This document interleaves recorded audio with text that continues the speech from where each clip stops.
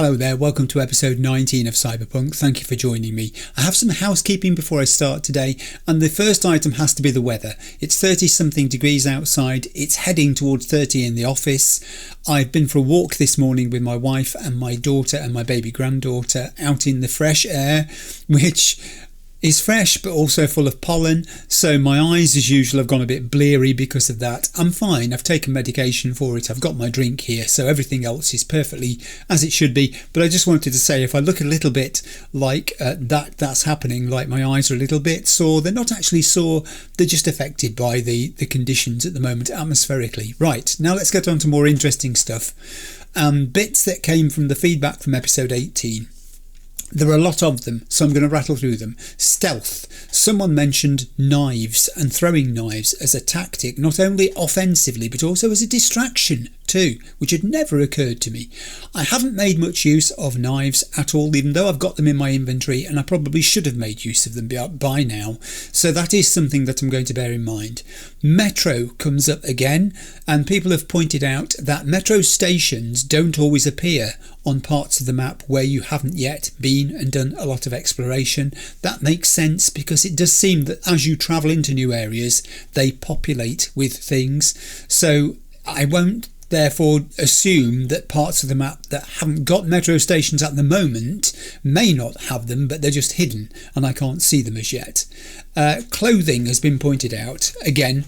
Yes, some items do have minor buffs, I'm aware of this. I haven't really prioritised clothing at all because I've just been too busy with other things, really, concentrating on my build and skill trees and just learning the ins and outs of using weapons and those sorts of things. But yes, clothing is a thing, I know, and I'd rather like V to have an outfit or two more than he's got at the moment, just for different situations and occasions in his life. So I'll probably put some more effort into that as we move forward. Hack combinations came up after my visit to the Ripper Dock, and I'd like to just thank everybody for not discussing the choices that I made there. You were really good about that. I do appreciate. There were a couple of comments where people said, why can't we discuss this? And essentially I think I'd covered it in the video.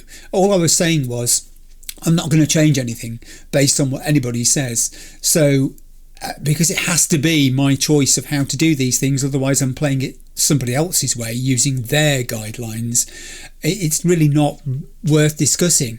It's just something to sort of look at and say, oh, okay, he's chosen to do it that way, and then we all move on. So yeah, but hack combos, it has occurred to me, and I've seen this myself and other people have pointed it out, that some of them are more effective at higher levels. So when you reach tier 4 or you get to level 30, I've only just passed 20 for goodness sake, but I'm already thinking about 30 as the next staging post. So that came through as well. Scanning as well. Somebody said don't forget when you scan someone you get that little bit of red text that tells you what their strengths are, the things that they are good at resisting when it comes to attacks and those sort of things, and hence it also reveals weaknesses as well. It's a very good point. I do tend to sort of cast a glance into the bottom right hand corner of the screen when I'm scanning somebody, but I've not really done anything with the information that is revealed there by doing so. So that's a good thing to have been reminded about. Panam's quest line came up numerous times in the comments. It was a really busy comment section from episode 18, especially people saying it gets intense and be prepared for there to be time pressure. It may be one of those things where you have to pick and choose where you can afford to pause without risk to what's happening and the storyline moving forwards, and I do get that. I haven't experienced it yet. There she is sitting with Johnny on her car, or what passes for her car at the moment. I haven't come across it yet, but then I've only just met Panam, so it's good to be forewarned about that. I had been told already that in the whole of Cyberpunk, when you are moving between quest lines, you do have to be careful that you pause at places where it doesn't have consequences when you want to return. And I think I've managed to do that with Takamura. I've got him parked at the moment, and with Judy and Evelyn I've got them safely parked in Judy's apartment, as it turns out, so we know exactly where they are. But Panam is a bit of a loose cannon at the present. I'm not quite sure where the obvious pause point will be. We'll discover that as we go. Fixer gigs and side jobs in general came up again. A lot of people keep saying, when are you going to do more of them? Well, I've just basically, I think, answered that question. When I can reach a point where I've got all 3 quest lines running and they're paused at sensible points where I know that there's going to be no consequences leaving them. I really do want to get into fixer gigs. There are a lot of fixers, and I suspect they've all got lists of gigs that they'd like to give me, and they're lucrative, they're interesting, they have benefits. I need to do them. It will be happening, is all I will say. People say, why are you doing NCPD gigs but not doing the fixer gigs? And the answer is because the NCPD gigs are proximate. They're everywhere. You only have to walk down a street and you get given an NCPD gig not far away that you can go and look at and sort out and get some rewards from. They're good incidental things that you can just fit in. They don't really disturb your path or take you away from what it is you were intending to do overall. Whereas I think, and again I'm talking without experience, but this is the way I'm seeing it, the fixer gigs will be more involved and perhaps more prolonged as well, longer things to do. And I want to give them full attention when I do them. So yes, I am thoroughly aware of the importance, value and interest in doing fixer gigs and other side jobs. That will happen. The next thing is just a reminder, because it keeps coming up, and I'm pretty sure I've mentioned it. I do have Phantom Liberty. It is installed. I do intend to play it. And again, I'm waiting for a trigger point where I've got the main quests to a certain point that it makes sense to go off and do Phantom Liberty. And I've been asked and told that there is a trigger that launches you into Phantom Liberty, if you like. So that sort of knowledge is mechanical knowledge. It's not giving away the plot at all. It's simply a signpost that you need to recognise when you reach it and then take the appropriate turn so that you go off into the Phantom Liberty expansion. I nearly called it a DLC, and I've been told off for calling it a DLC because apparently it's so good and so big and so well written that it deserves the term expansion rather than DLC. Now I think that's all the content from the housekeeping from episode 18. As I said, there was a lot of it, and I've made myself some bullet points in front of me to refer to because I've been jotting them down as I've been going through the comments and adding them up, making sure I didn't miss any of the major ones. There'll be incidental ones that I'll refer back to, I'm sure, while we're actually in episode 19. So that for there is the housekeeping. Right, now on to the actual recap from episode 18, and it is a recap this time because I'm going to be sticking with Panam for the majority of this episode. It may be the entirety of this episode. So we finally properly got to meet Panam Palmer in episode 18. The initial impression I had from the phone conversation wasn't that far off, actually. It's been confirmed and expanded on. We've learned that Panam is a former Nomad from the Aldecados clan. She's kind of disagreed with the clan leader or leaders and has left to try her luck as a mercenary in Night City, but things have gone wrong. Rogue, acting as Panam's fixer, set her up on a job involving working with a guy called Nash. However, Rogue did not tell Panam that Nash was a member of the Wraiths gang, who the Aldecados don't get along with, and was furthermore a Raffen Shiv, a person who has effectively been cast out because their crimes are so heinous and serious that even their own kind don't want anything to do with them particularly. Nash subsequently betrayed Panam and stole her car and the cargo that they were carrying along with it, and then when Panam went to see Rogue to complain about this and the withholding of information on her part, Rogue neither accepted blame for it nor seemed to care very much about Panam's situation. V's arrival on the scene has presented Rogue with the perfect means not only to make money out of selling V intel, but also a way to get Panam off her back and possibly even bring her back into the fold as a skilled merc who can then continue to make money for Rogue. So this has only reinforced what Johnny told us about Rogue, his ex-confederate, the Queen of the Afterlife. She is a manipulative mastermind. She's always working an angle to benefit herself. She never seemingly loses out. Panam, though, is no pushover. She's astute, she sees what's really going on here. This experience of being used is why Panam has this distaste now for Rogue. She can't abide the thought of Rogue coming out on top after what happened. It hasn't been explicitly stated, but I think Panam wants revenge on Rogue. Vengefulness can be motivating, but it can also cause distortion when you're considering alternate courses of action. It prompts us to prefer ones that are based on how much damage they do to the opponent, rather than how effectively they achieve whatever our main objective is after that. And Panam's main objective is, she wants her car back from Nash. She despises Nash with a passion that's even greater than that she holds for Rogue. She's less concerned, I think, about recovering the stolen cargo, but it does sound like she might be setting up a new deal with someone called Boz, who she had a phone call with. Her car, though, is the thing that's critical. It's crucial to her for her work and her independence. Without it, she's already told V, she can't function. We saw how annoyed she was with that sickly fixer-upper that you can see her sitting on there, that she was attempting to sort out at the rail yard. So the setup between V and Panam is purely businesslike, transactional. Panam needs V's help to recover her beloved vehicle, as we already know, and V needs her expert help in getting to meet Anders Hellman, the relic chip expert. Hellman, remember, is expected to be transported across the desert outside of Night City, and Panam has the expertise and the contacts to make an assault on the convoy he's going to be in possible. So in terms of their personal relationship, I did my best to get off on the right footing with Panam. Having been burned once by Rogue, though, Panam is wary and distrustful. I think she initially sees V as just another corpo affiliated merc. She's somewhat blunt, she can be abrasive. She's very focused on her own problems and reluctant at that stage to fully trust an outsider.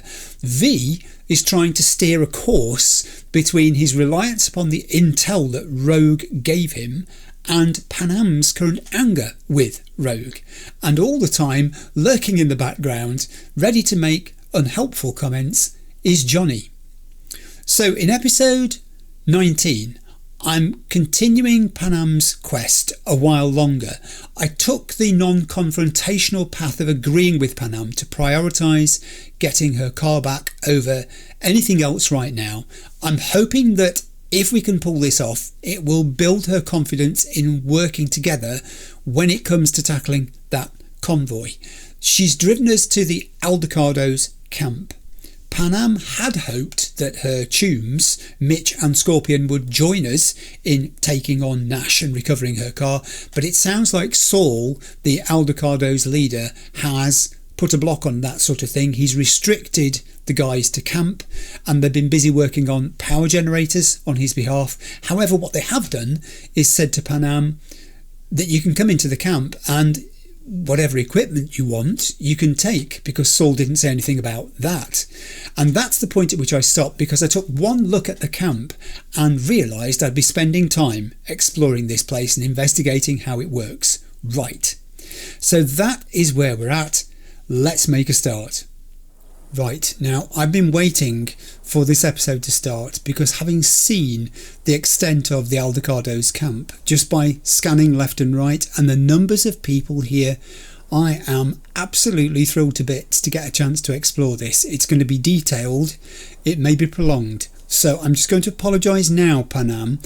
I think you're going to rush me off to where that blue marker is there, and that's going to be our destination for whatever it is equipment wise that you want us to get, which we've had your friends say is okay, but I want to do some investigating of this immeasurably wonderful place. Just look at it. It is beautiful. Okay, let's start. I'm going to go clockwise with this truck here. Actually, no, let's start with this vehicle. So I'm guessing this is an Aldecados Nomad vehicle. It is in fact a Thornton, again, Galena Gecko, and it's locked. Yeah, we don't leave cars unlocked, even in camp apparently. A car that handles like butter and floats like a dream, no matter where the road takes you, so it is equipped for desert nomad life. Speed addicts. It's got Everyone seems to be customising their vehicles. I don't think that's going to be a replicated one. I think that's unique. They take immense pride in it. Look at the specifications of this thing. Racing flags on the front bumper. What look like many cameras and guns and other weapons and tech.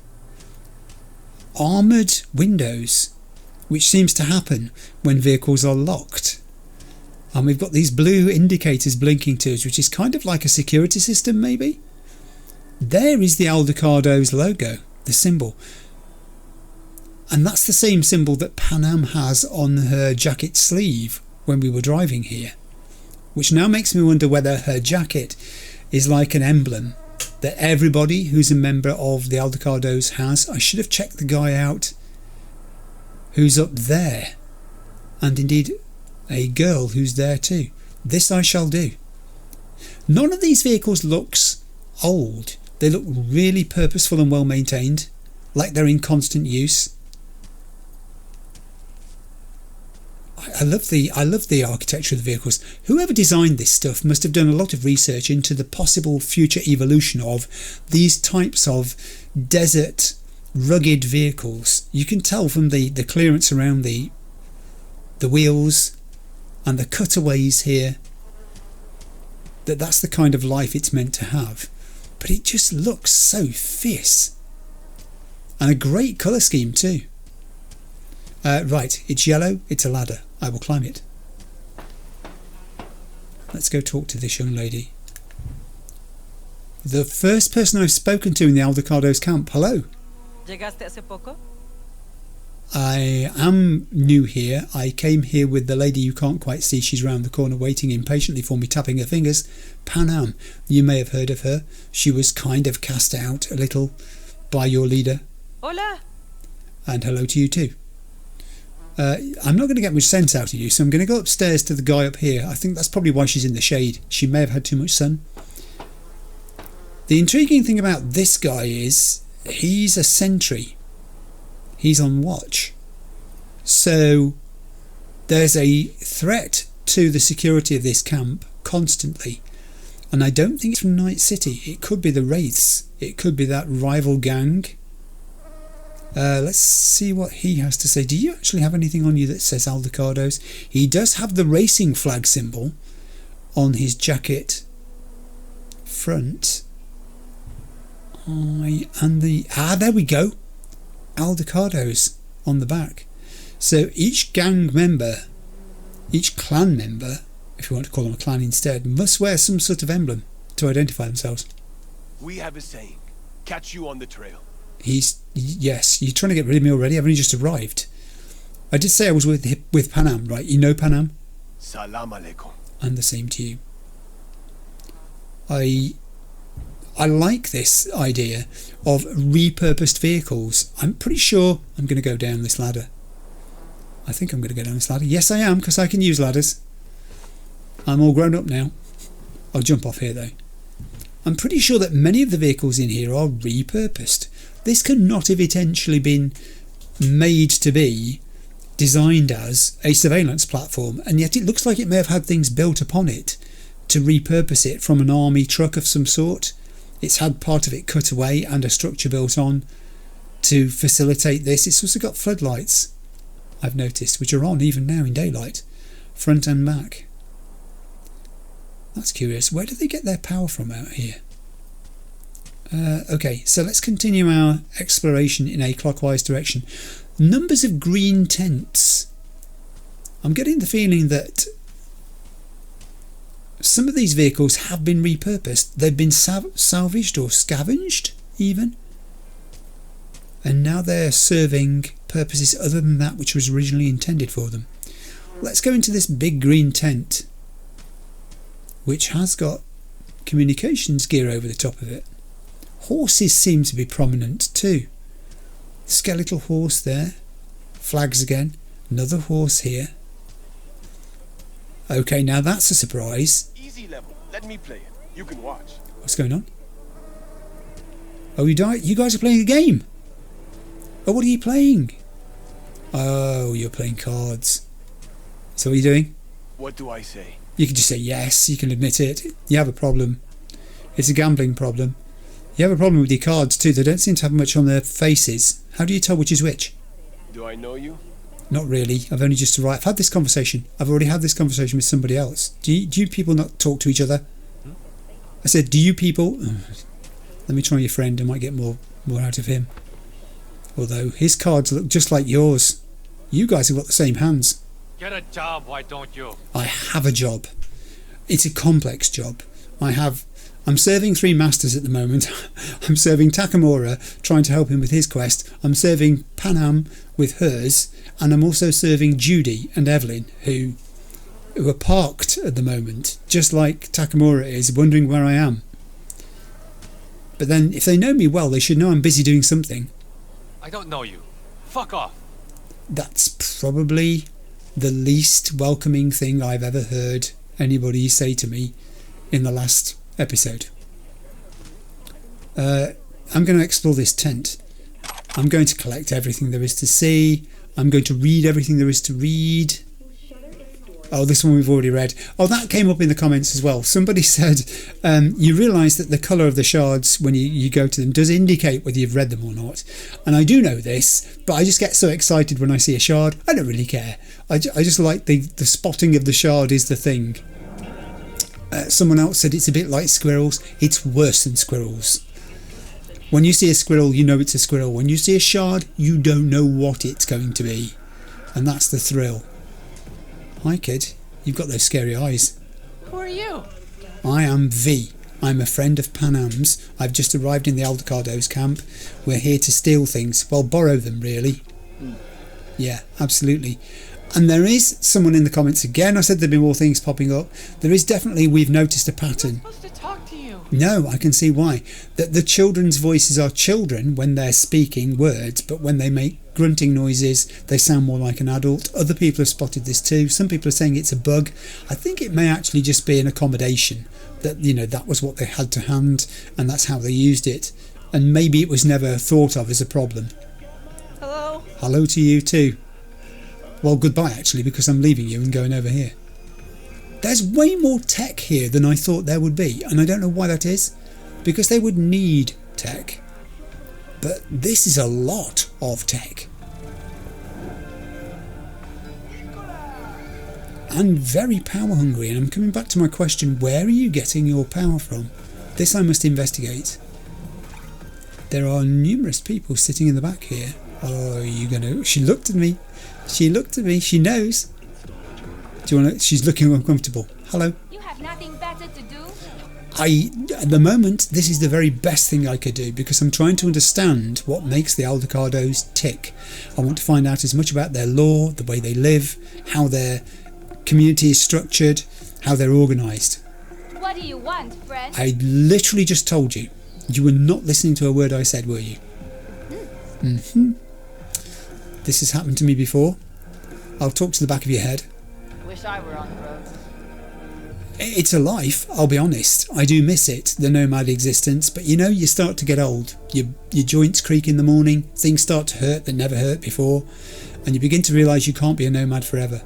Fire and might. Quite. I'm not sure why you would say that. That sounded like a saying of some sort. I wonder if that's one of their slogans. Hey, yourself. Yeah. I wasn't pretending to be anything I'm not here. I was just trying to make conversation. You're just staring at the table full of empty bottles. And also, do you have a problem sitting still? Want to hear a joke? Not really. No, I'm not in joking mood. I've got so many people I'm trying to satisfy at the moment. By being a partner with, by being friends with, by being attuned to, by being a reliable associate in this enterprise. What the hell? This isn't college. You have to think. The game's going well out there. Hi. You seem worried. Follow your heart. I seem worried. Follow my heart. There is unique dialogue here. There is dialogue I've not heard in the city. That's interesting. This is literally a completely different... Do you know, I thought I saw something. Oh, we've read it. Chrome Night Love. We've read that one too.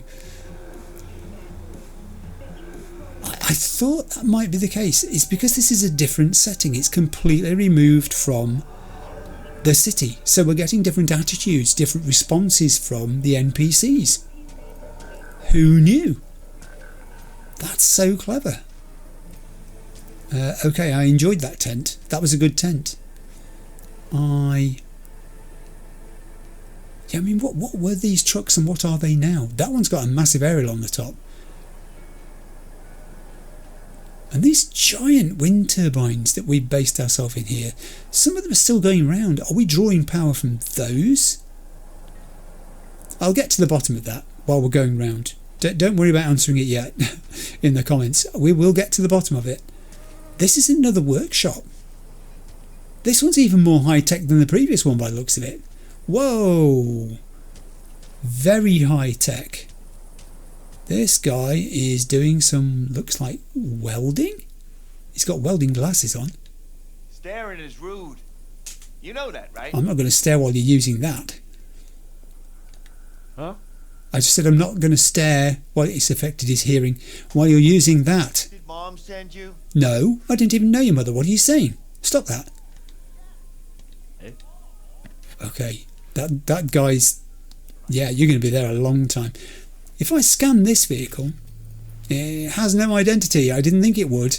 It looks ramshackle. It's got no wheels. This is what they do. They take on vehicles and customise them.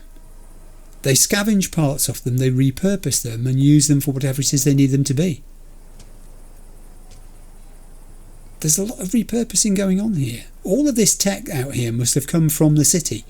They've abstracted it to this place and they're using it now for their own means. I'd love to know how many people live here. What do we... Wow. There's a whole gathering there.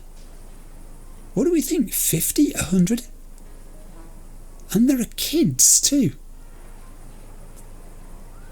That's a surprise. So this is actually a functioning community where people live. It's not just a place of work. This isn't an interim stop-off for these people. This is home. This is Simon Wright. He's an Aldecados member. And the guy who was playing with the car is Landon Powers. They are keeping a watch on things in the city from here. Maybe they are. I mean, they've got the news on. Not that the news out here has much relevance to them, I would expect. Things in the city. Let's go into this bit at the back and see what's in here. There's a laptop, for one thing. I have a laptop. Also a person. Man, you must be hot wearing that. We have a saying. Catch you on the trail. You do? So you do have a saying, catch you on the trail? Salam alaikum. Yes. There's an element of repetition coming into some of the things that are being said. Laptop, I can't jack into it, I can only use it. Their messages are 3. I'm pretty sure the 2 at the bottom we've seen. You're a winner. Yes, that's the Kinoshi Services one about winning a prize. And that one we've seen, that is the one from the Dutch office of Zetatech. And alert, you've been attacked. Alert bot. Oh, let's read this one anyway. I love these spam emails, which is clearly what it is. Spam messages.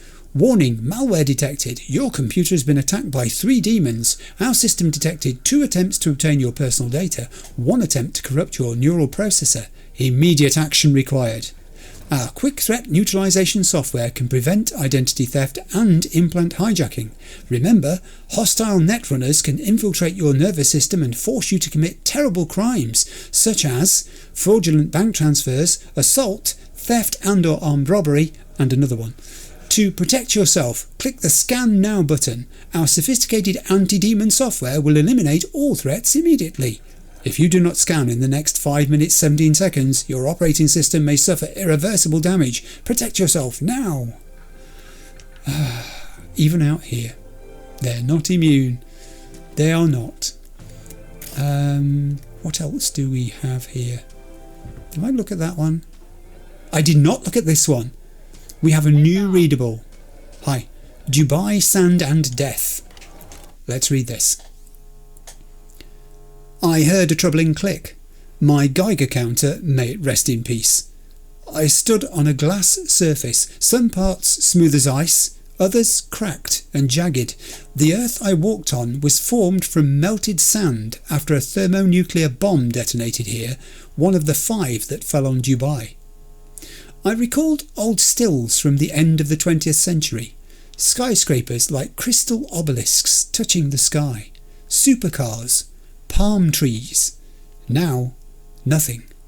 Like a surreal frozen sea blanketed by the irradiated dust of the Arabian Peninsula and glinting under the desert sun.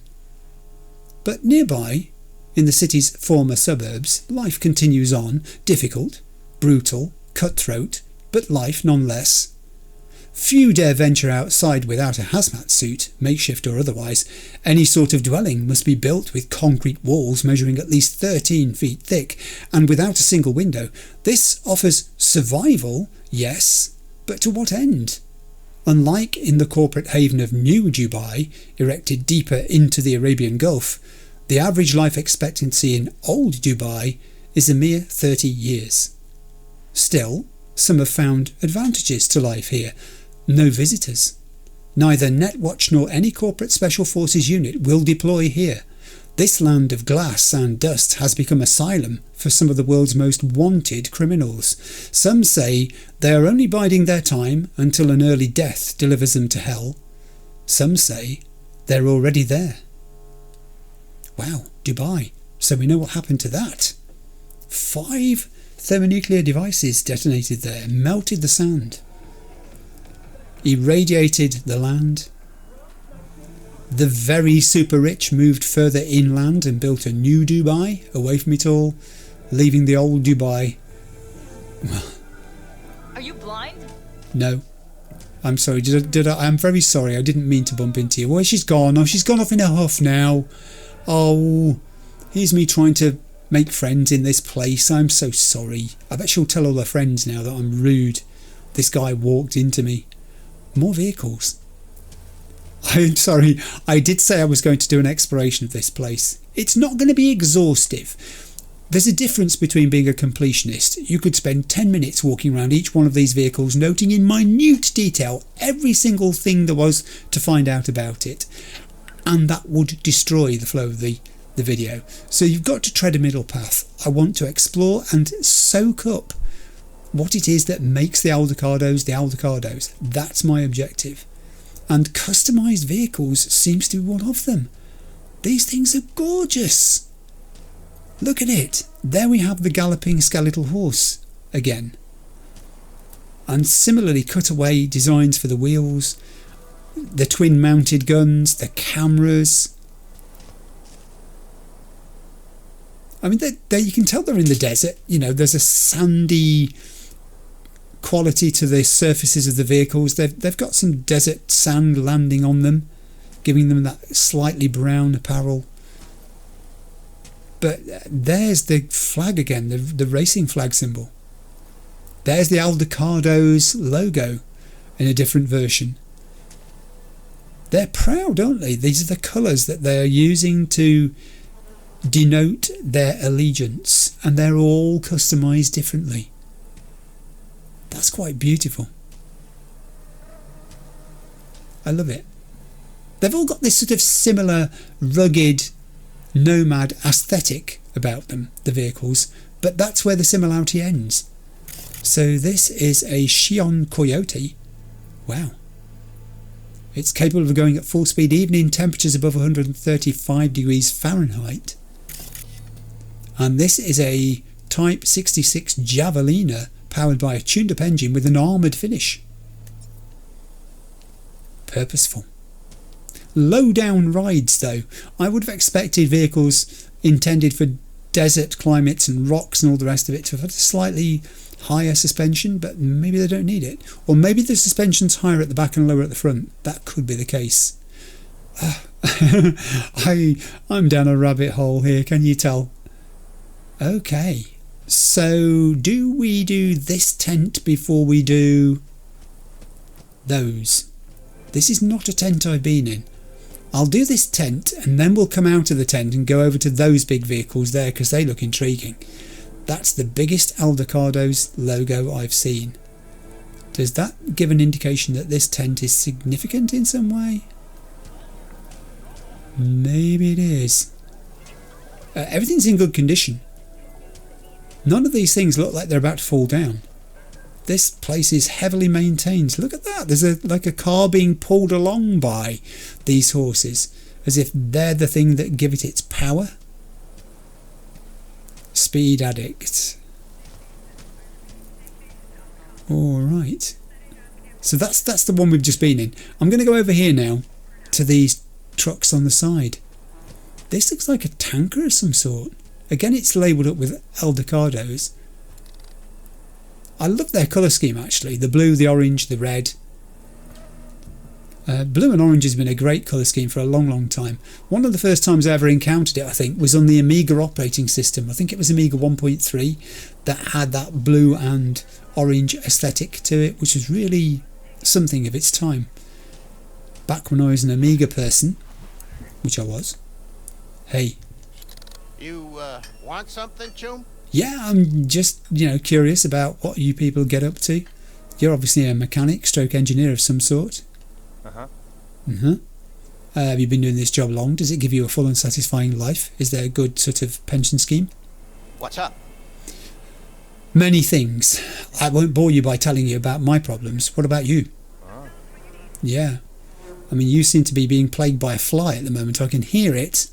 And you keep touching the back of your neck as if it's tickling you. It's probably the sweat. They go for it, I've been told. They like the salt.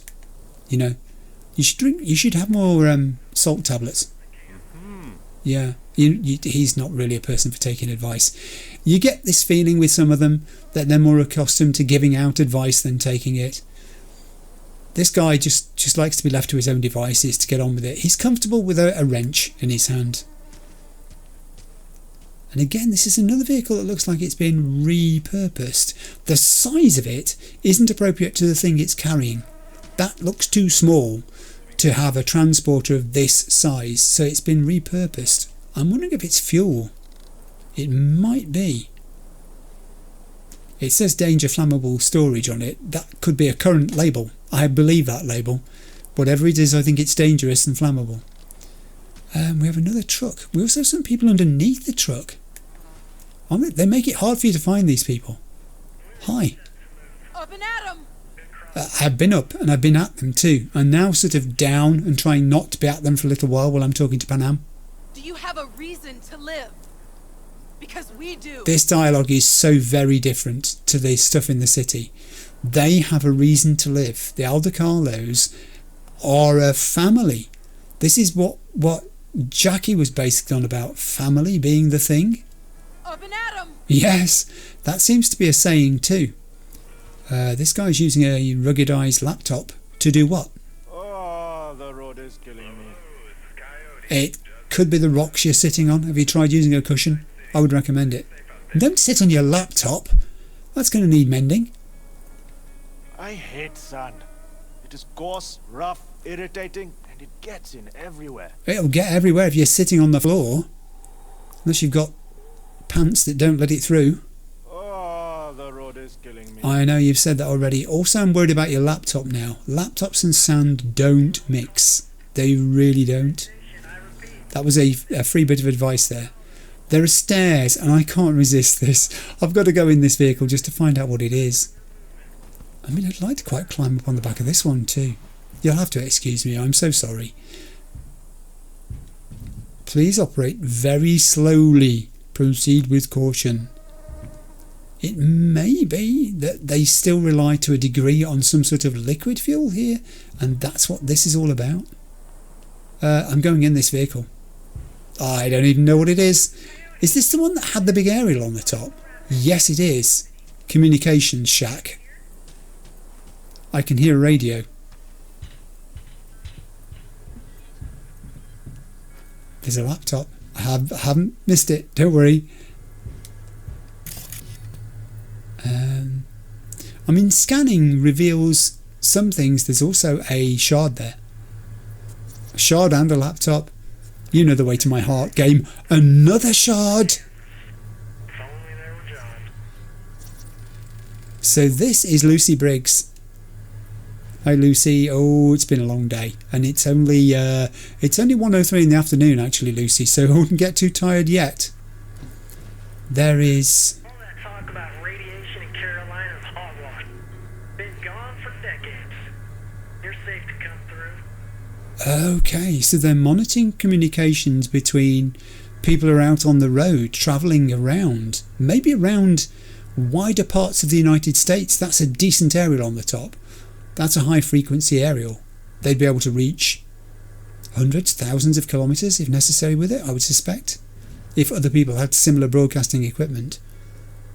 This is kind of like a... Road's unusable. Corpse must have come here for training, throw the whole thing to shreds. Earth's as good as dead. Have to find another way. Okay, these are people finding routes to travel to places and navigating through what sounds like blocked or possibly even irradiated areas of the countryside.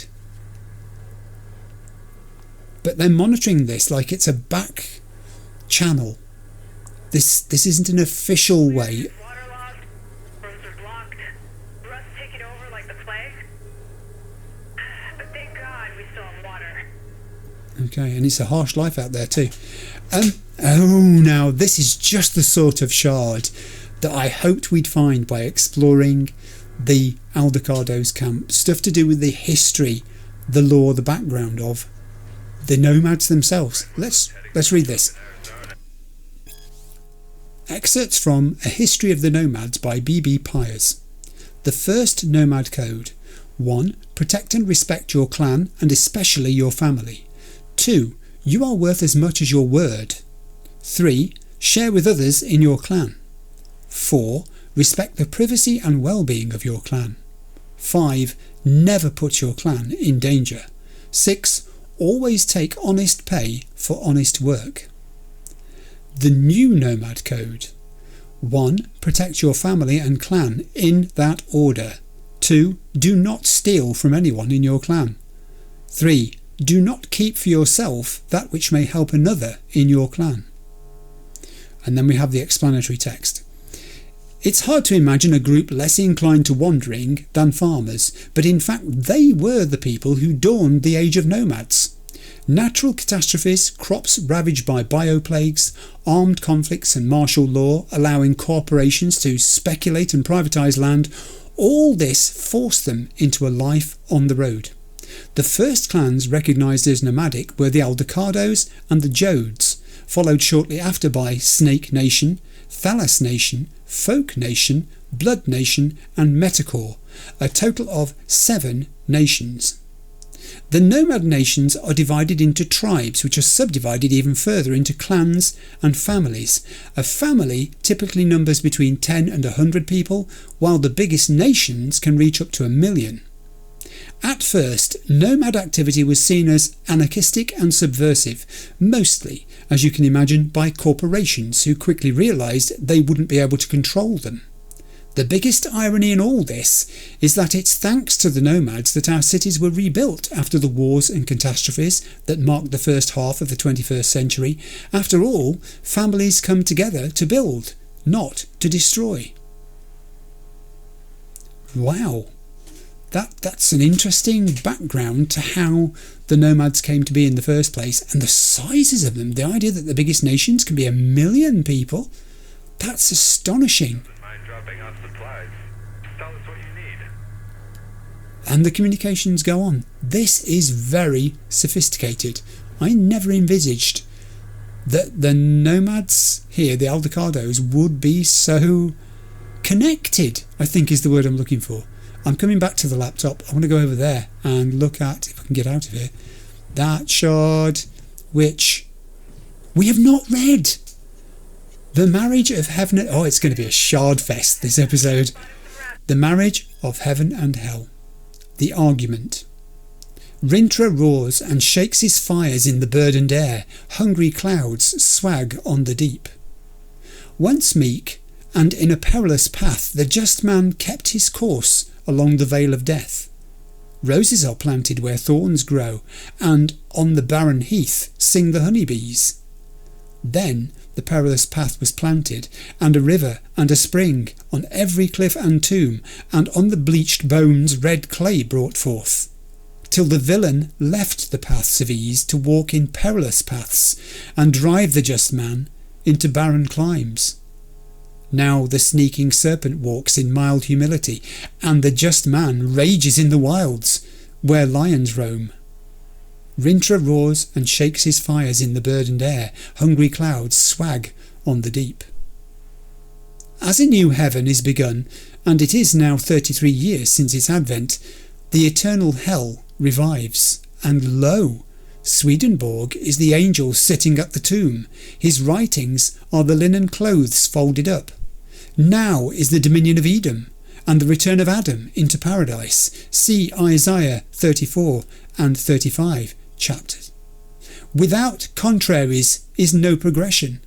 Attraction and repulsion, reason and energy, love and hate are necessary to human existence. From these contraries spring what the religious call good and evil. Good is the passive that obeys reason. Evil is the active, springing from energy. Good is heaven. Evil is hell. William Blake. Very apt. Stay safe out there, you hear? I love these comms every time I come away from a shard in the background. This is what's going on. You're going to want to speak to me, or are you too busy? The road is the greatest teacher.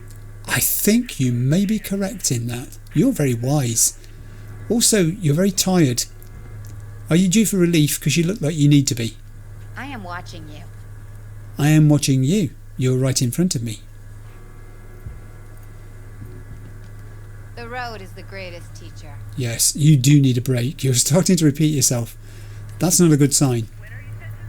I'm loving these trucks though. There's a sort of, I'm looking out on the I guess you call it a campfire area. There's a sort of peace, there's a contentment to this place. It is so well organised, structured, established. It's been here a while. It's got history clearly. It looks stable.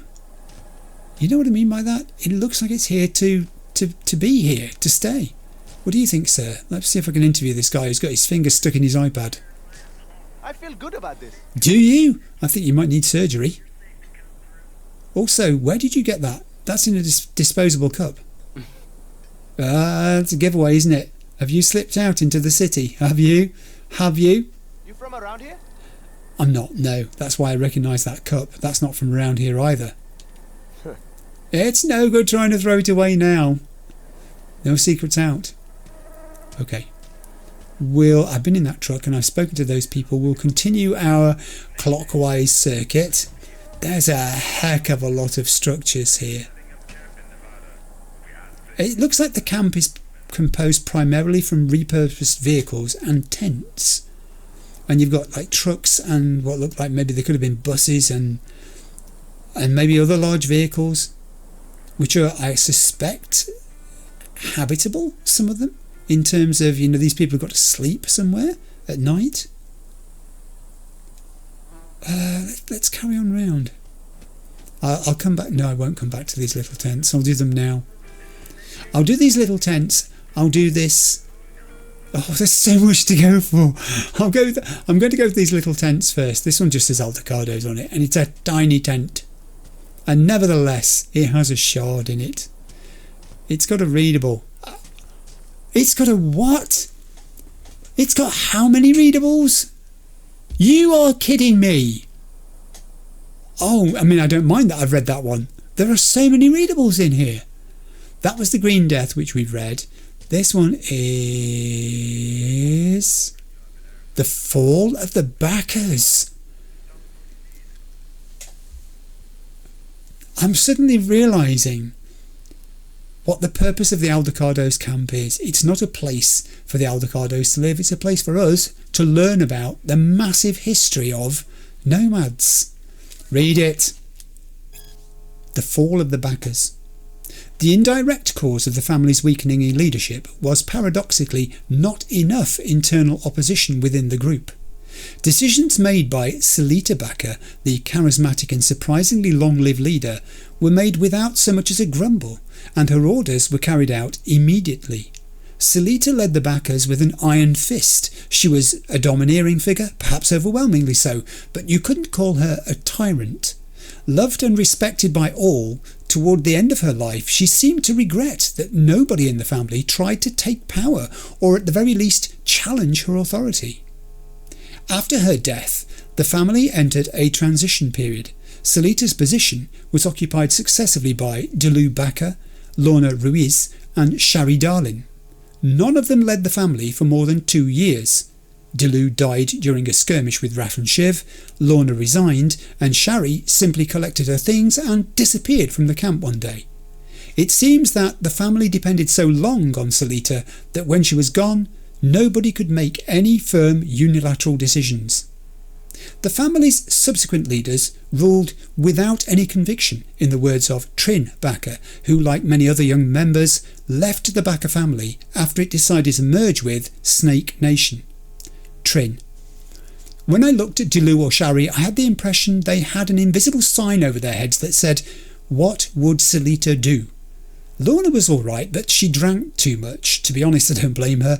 I think Grandma's heart would break if she saw how quickly her successors went through the family's supplies and tore up contracts and agreements with other clans. And the idea to join Snake Nation, we might as well have asked Raf and Shiv to line us up on the dirt and execute us. What's the difference? That was the true end of the family. That's why I, Ossian, Lil Elam, Afshin, Persia and others decided to leave. SW: do you still keep in touch? Trin: no. Wow. So the Backers, the clan that V ran with, had this disintegration after their main long-term leader wasn't there anymore, and they joined Snake Nation, and for joining Snake Nation was the last point for a lot of people, maybe V included. Perhaps that's why he left. Maybe that's why he left. The Odyssey, not the Odyssey. So we're looking at the post-Trojan War journey back home. I mean, oh okay, the Odyssey. Say what thy birth, and what the name you bore, imposed by parents in the natal hour. For from the natal hour distinctive names one common right the great and lowly claims. Say from what city, from what regions tossed, and what inhabitants those regions boast. So shalt thou instant reach the realm assigned, in wondrous ships, self-moved, instinct with mind. No helm secures their course, no pilot guides. Like man intelligent, they plough the tides, conscious of every coast and every bay that lies beneath the sun's all-seeing ray. Though clouds and darkness veil the encumbered sky, fearless through darkness and through clouds they fly. Though tempests rage, though rolls the swelling main, the seas may roll, the tempests rage in vain. E'en this stern God that o'er the waves presides, safe as they pass, and safe repass the tides. With fury burns, while careless they convey promiscuous every guest to every bay. These ears have heard my royal sire disclose a dreadful story, big with future woes, how Neptune raged, and how by his command, firm-footed in a surge, a ship should stand a monument of wrath, how mound on mound should bury these proud towers beneath the ground. But this the gods may frustrate or fulfil, as suits the purpose of the eternal will. But say through what waste regions hast thou strayed, what customs noticed, and what coasts surveyed, possessed by wild barbarians fierce in arms, or men whose bosom tender pity warms? Say why the fate of Troy awakened thy cares, why heaved thy bosom, and why flowed thy tears? Homer. Wow. I mean, wow. Classical literature in an Aldecados tent in the desert. But the whole business about returning home after trials.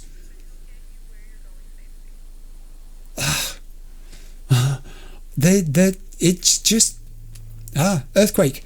It's just earth dropping, shattering, Jaw-dropping. I can't speak. Okay, the long return aftermath of the Great Nomad tragedy. Most sources indicate that the governments of Peru, Brazil and Chile have come to a solution for the so-called nomad problem. In an attempt to prevent the illegal transnational movement and typically temporary settlement of nomad clans across the South American continent, they plan to seal all borders to undocumented persons of dubious origin. Protestations from scholars, human rights groups and even corporate representatives have thus far been ignored. Some corporations have voiced concerns that stifling the flow of migrant work could lead to economic decline and unpredictable social unrest. For example, some experts predict the local Brazilian workforce will simply be too small to meet the employment demands of ongoing major agrocorp ventures. This push for tightened anti-nomad immigration policies comes as yet another heavy blow from South American governments against an already heavily targeted demographic. More information continues to surface about the so-called long return, where hundreds of thousands of nomads lost their jobs without warning and had their equipment, much of it personal not company property, illegally seized by government authorities. Most labourers were relocated from North America specifically for this work and, without corporate support, were forced to vacate the hazardous area formerly home to the Amazon rainforest in a week's time. With their only lifeline suddenly severed and no legal basis for staying, many dozens of thousands attempted to find a way home, even if that meant walking much of that distance.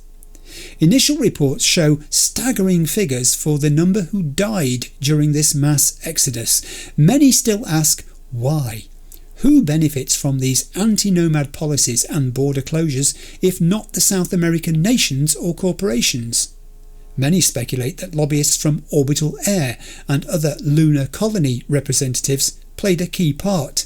Their objective, some allege, is to limit opportunities for migrant contract work, so more will be forced, for the sake of survival, to accept employment in the notoriously difficult labour conditions of low Earth orbit and on the Moon. Wow, I mean, that gives geopolitics a complete new dimension, doesn't it? It's off-planet politics, even. The persecution of the nomads. I'm just learning so much from wandering around this here tent. Smuggling? Is it readable too? Honest to goodness, I've never found so many shards in one go. I'm in seventh heaven. Smuggling. If you want to transport goods, you'll need contacts. Without contacts, forget about doing business. Who will you need to pay off? Customs officers? Guards? The people at the gas stations? Don't forget the motels. You take care of that. You can show up and vanish as you please. Keep them happy and they'll know when to turn a blind eye. It's also a good idea to strike a rapport with the fellows from Orbital Air. That is, if you're planning to ship something into orbit. Remember those boxes full of seedlings last year? That could only have happened because my boys at OA Customs looked the other way for 15 seconds. Make sure you're well equipped. Don't use standard signal jammers. Customs agents aren't stupid. They'll know you're hiding something at the border, besides which there are no models they can't disable. Use upgraded jammers that work hyper-locally in the exact place you're hiding the goods. Secure packages with ICE, ideally bought from us. You can trust family. Use your imagination. Do you know how I managed to transport a few dozen pounds of drugs to SoCal? I paid the right people not to ask any questions and hitched a ride with an all-foods convoy. Nobody realised that several containers of food were packed full with drugs. Plan your routes carefully. You have up-to-date border patrol routes and areas scanned in real time by corporate satellites. And you have good old American roads. Use back roads and routes that corpo convoys would rather avoid. You can also dance around those old minefields, since the corps don't patrol there anymore, although apparently by now they know we pass through there and it's only a matter of time. Use the tunnels as a last resort. These days it's usually a one-way trip. You go through one and the second you're out, the satellites have a lock on you. So in case you do, step on it. And most of all, brothers and sisters, don't get caught. Guide for smuggling. That's really good. The variety of the shards in this tent has been a revelation. It's a tiny tent too. Who would have guessed? It would be so easy just to walk past. There's nothing else of interest in here. There's a settee, there's some boxes of books and very little else. Oh, the Green Death. I did like the Green Death. It was a great shard. I love that tent. Oh. And there are more little tents nearby too. Okay, this one's got Panam in it, so I'm going to avoid that one deliberately at this stage because I'm pretty sure that's going to trigger her chatting to me. I'll take a back view of where we are and go to... Let's try this truck, which I don't think I've been in. Brought someone new? Does Saul know? No, Oh, not oh. your concern, friend. Oh, I think I may have been spotted. Will you help me with this? Sure I will, Panam. I'll be there in a sec. Relax. Eat, drink, and be merry. That does seem to be quite a laid-back attitude the people in this camp have. I want to go over to that area where they were gathering too. I got a bit close to Panam there. I think I sort of triggered a bit of a dialogue, and I'm not worried by that. I'll just add, for anybody who says, you know, oh, hello, another earthquake. Obviously get them out here in the desert. Hello. It's partly you. I've read Crime Block. Oh. It's partly you I was coming to talk to, but partly the shard. Wish I were on the road. It can be arranged, trust me, I've been there. It has its attractions, but they wear off. And what do you do when your clan falls apart? Which is essentially what happened to V, we now know. The group he found himself was not the group he began with. It changed so fundamentally, and then Snake Nation happened, and that was it. That was all she wrote. Can I go up there? Apparently I can. I'm not sure I can double jump onto the roof of that. It looks a little tall. I may have to improvise. Excuse me while I improvise. I'm going to jump onto here and then jump onto there. Yeah. Oh, it's when you get too close to an object that it makes it judder like that. So, okay. We have multiple lookouts looking out into the desert. That's the guy I spoke to originally. There's the girl who was underneath, who was the first person I ever spoke to here. Alright, we can jump down. Oh, very athletic. Well done. I'm going to kind of lose track of where I've been here. Hi. Sorry, I didn't mean to disturb your rest break. You okay? Welcome to reality. That's a serious voice you've got there. This is reality? Huh. Either you live the life, or the life lives you. Profound. Profound. You should write a shard. Goodness knows I've read a few of them this episode, and there's another one in here. There's another one over there. I really don't pay attention to the colour of them at all. Kibble and Scop. Hang on, I've read Kibble and Scop. Is this a different edition of Kibble and Scop? I don't think it is. I think we've read this one before. This might be a glitch. I mean, I don't mind. Let's read it again, shall we? Kibble and Scop. Kibble stared glumly at his glass of a seaweed-coloured drink. A part of him hoped the bartender had poured a pint of rat poison by mistake. I don't get it, Choom, he murmured glumly. At school they said I had talent, a real knack for acting. Was it all a lie or what? Dude, there are billions of people on this rock, Scop shrugged. Can't work out for everyone. Kibble flicked on his olfactory booster and gave his beverage a whiff. Smelled just like the wet mop in the bathroom, maybe worse. Then, not knowing why, he suddenly recalled the Merc he talked to a week ago in a popular punk dive he liked to frequent. Well, okay, maybe talked is generous, but grievances were certainly aired. The Merc swept the floor with him that night and threatened to put a bullet between his tonsils if he ever spilled her tequila again. This is it, he thought. Rotgut and tequila. unemployed losers and hot mercs, the latter with the world at their feet. It's people like Kibble, who are just a theatre set piece, who make up the backdrop against which the Sandovistian boosted mercs of the world can shine bright as stars. Kibble decided then and there he didn't want to be just a splotch in the background anymore. Why?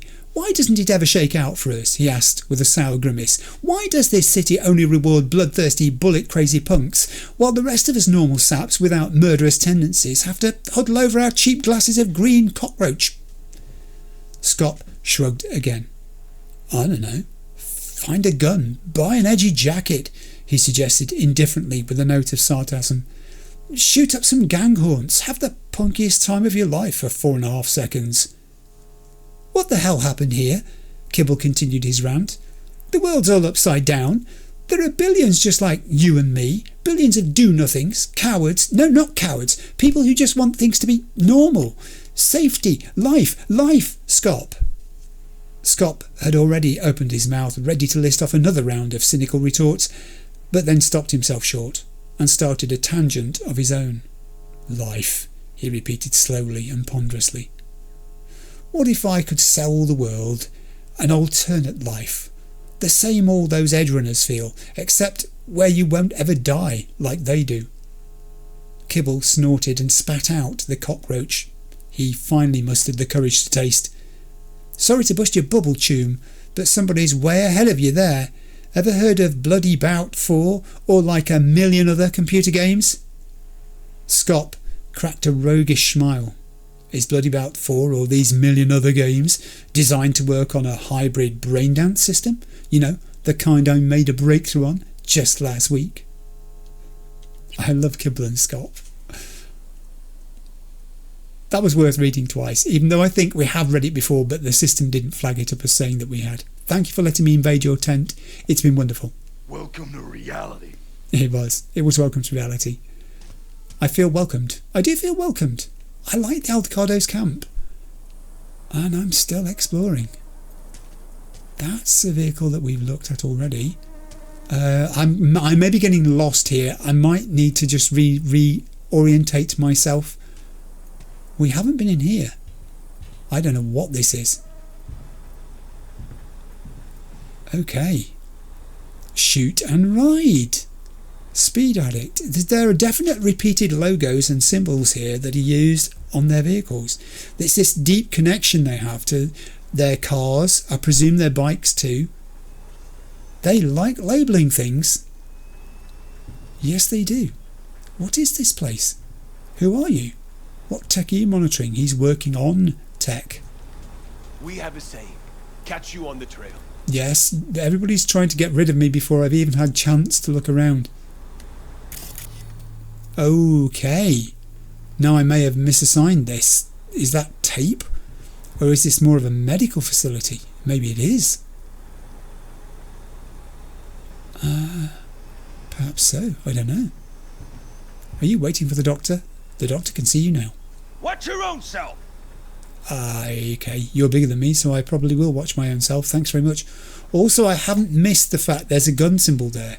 There's a place here where you can actually buy weapons. Many monitors. It's Laurie Anderson again. Okay, we could have probably done with some more different people's faces appearing on the monitors. I'm not sure how hard that would have been to do, and we have.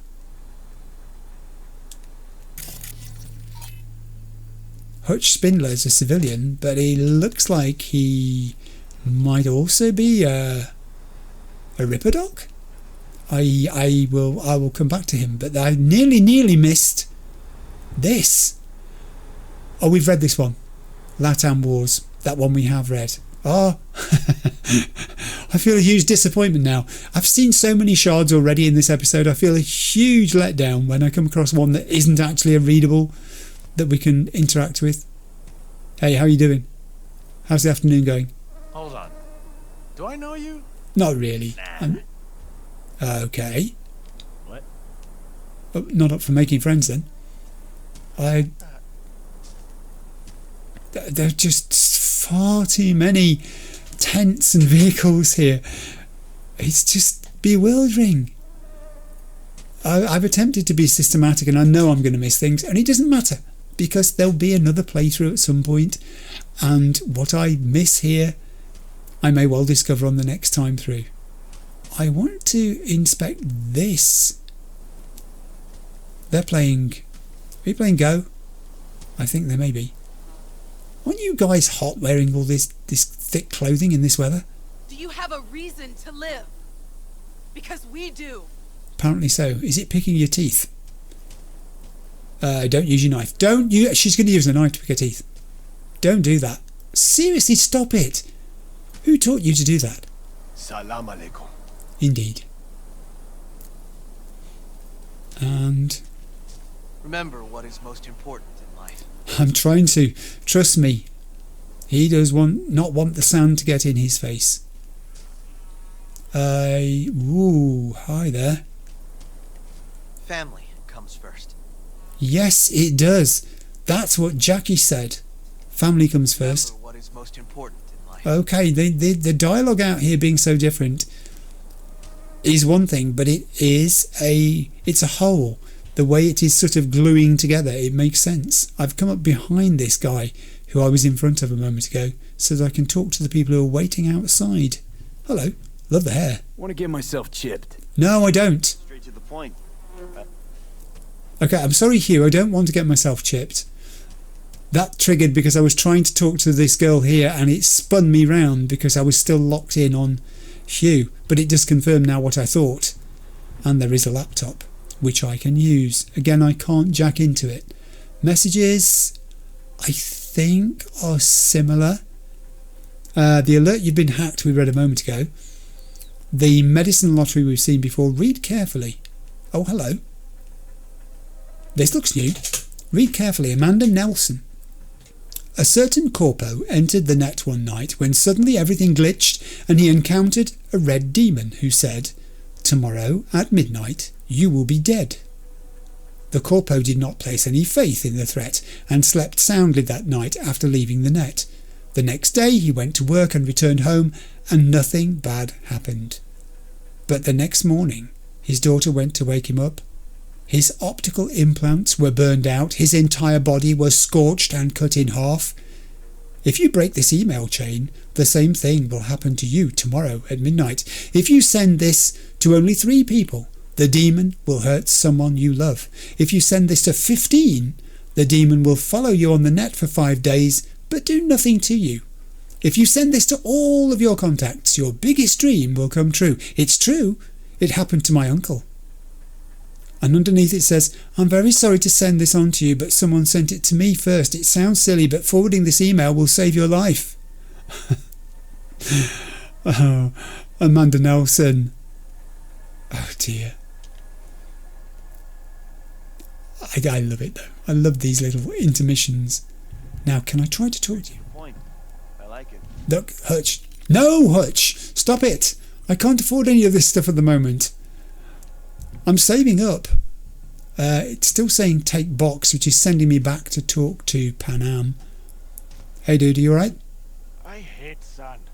It is coarse, rough, irritating, and it gets in everywhere. Now you have a better approach to this than your friend, because his problem was he was sitting on the sand and he failed to make the connection between the two, whereas you've elevated yourself by a good 5 feet off the ground. I applaud your invention. You stand a better chance of having a sandless experience in the middle of a desert. That's not an easy thing to achieve. I want to get onto the roof of your vehicle just so that I can take in the camp. It really is quite the thing to behold. I think my initial estimates may have been on the upside. I would say probably more like 50 or 60 people are going to be living here, judging by the number of vehicles which are not, it looks like, anything to do with sleeping facilities. In fact, that's something I haven't seen. It may be that they repurpose some of them when night time comes. I can't imagine them leaving workshops empty, big empty spaces with nobody in it. It doesn't strike me as the sort of environment where people would have their own bespoke places. I don't think it's that kind of world, the Aldecados camp. But hey, You can't deny it. It's pretty darn organised. Right, now I am going to go down, and I'm going to stop actually for a second and have a drink of orange, because I've been doing lots of readables. Back with you in a second. Right, I'm continuing my explorations. This is an area we've not been to. There's a lot of water on the floor here. I'm guessing these are, where it says firewater, I think this is literally water. It is water. It is water. These are showers. This is a shower area. Oh, that's clever. It's got like, there's not a lot of privacy here, I'd have to say, but it has some sort of plastic screening, which I think is meant to be able to stop, I don't know, does it stop people looking in? Does it stop the water spreading out? I'm not quite sure what it's meant to do. But that's neat, the way they've set them up, the two together, and one is linked to the other, so the water can pump from one tank to the other. That's very good. This, I think, is the second of the lookout posts that I saw. I'd quite like to go up here. There's a laptop here.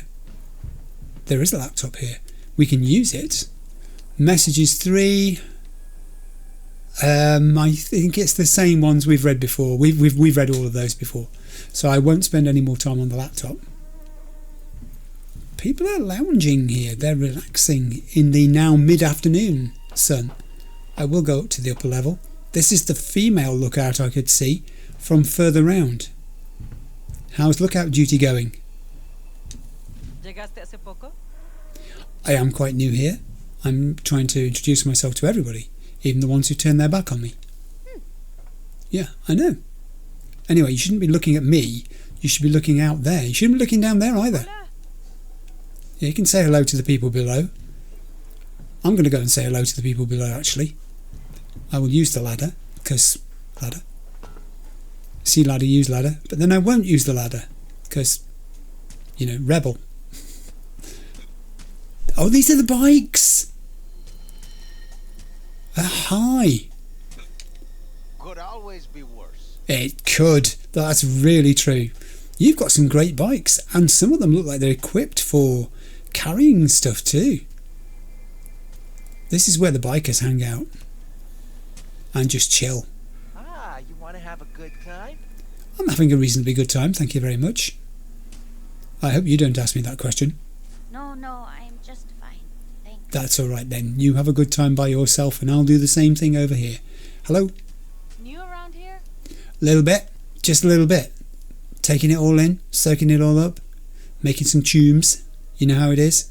Suffering from earthquakes. What do you want? What do we all want? We want answers, my friend. That's what we all want. I love that bit. Their bikes are... I mean, they're okay. They look more just simply purely built for speed, although those obviously are cargo carrying bikes too. That's got a lot of cargo capacity at the front and at the back. I guess it depends on the purpose to which it's being put. I mean, that one, that's more carrying capacity than bike. It's got all that tubular structure there, which seems to be providing an infrastructure for it. Flies. Everywhere the flies. This looks like a new truck. I almost might be going in the wrong side of it too. I think I've just met your twin sister over there. What's up? I think I've just met your twin sister over there. You should be worried about this. Let's go up these here steps. Don't shoot, kid. Please don't shoot. Hi. I miss my sister. Yes. Well, I was tempted to say, learn to aim more carefully and then you won't miss her. But I think you didn't mean it that way, did you? Everything sucks. Yes. I think you need to talk to the adults and take a vote on that. There's a food truck here. Oh, that's the first time anyone's offered me a beverage since I arrived. Thank you so much. I think I may have just drunk your beverage. I've just realised I don't think that was mine. I think it was yours. I'm so sorry. I will pay the guy back. Hello, I owe that lady over there a beverage. Could you Could you please? I'll settle with you later. I need to go around the other side of this. I'm not satisfied. There are steps. Scanning would be a good idea. Scanning would be a good idea. What's this? Nomad cookbook from 2034. Really? Okay.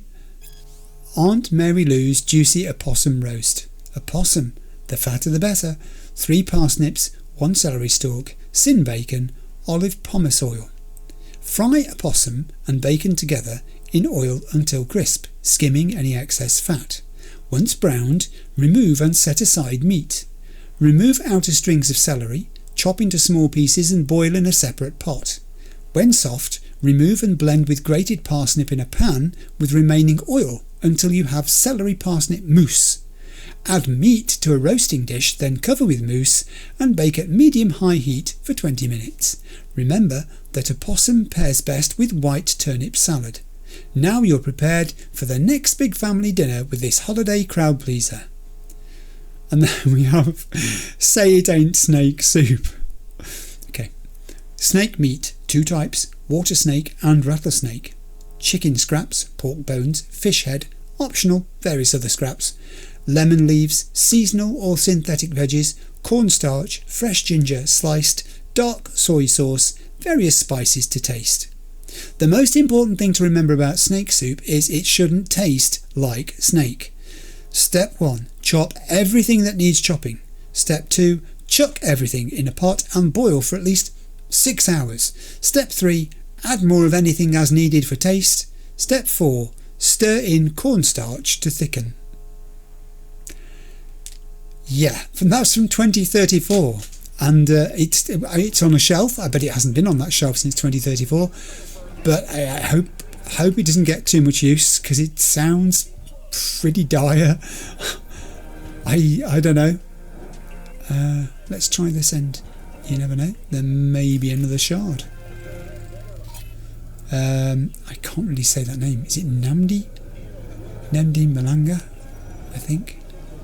I do apologise if I've mispronounced that. Yep, okay.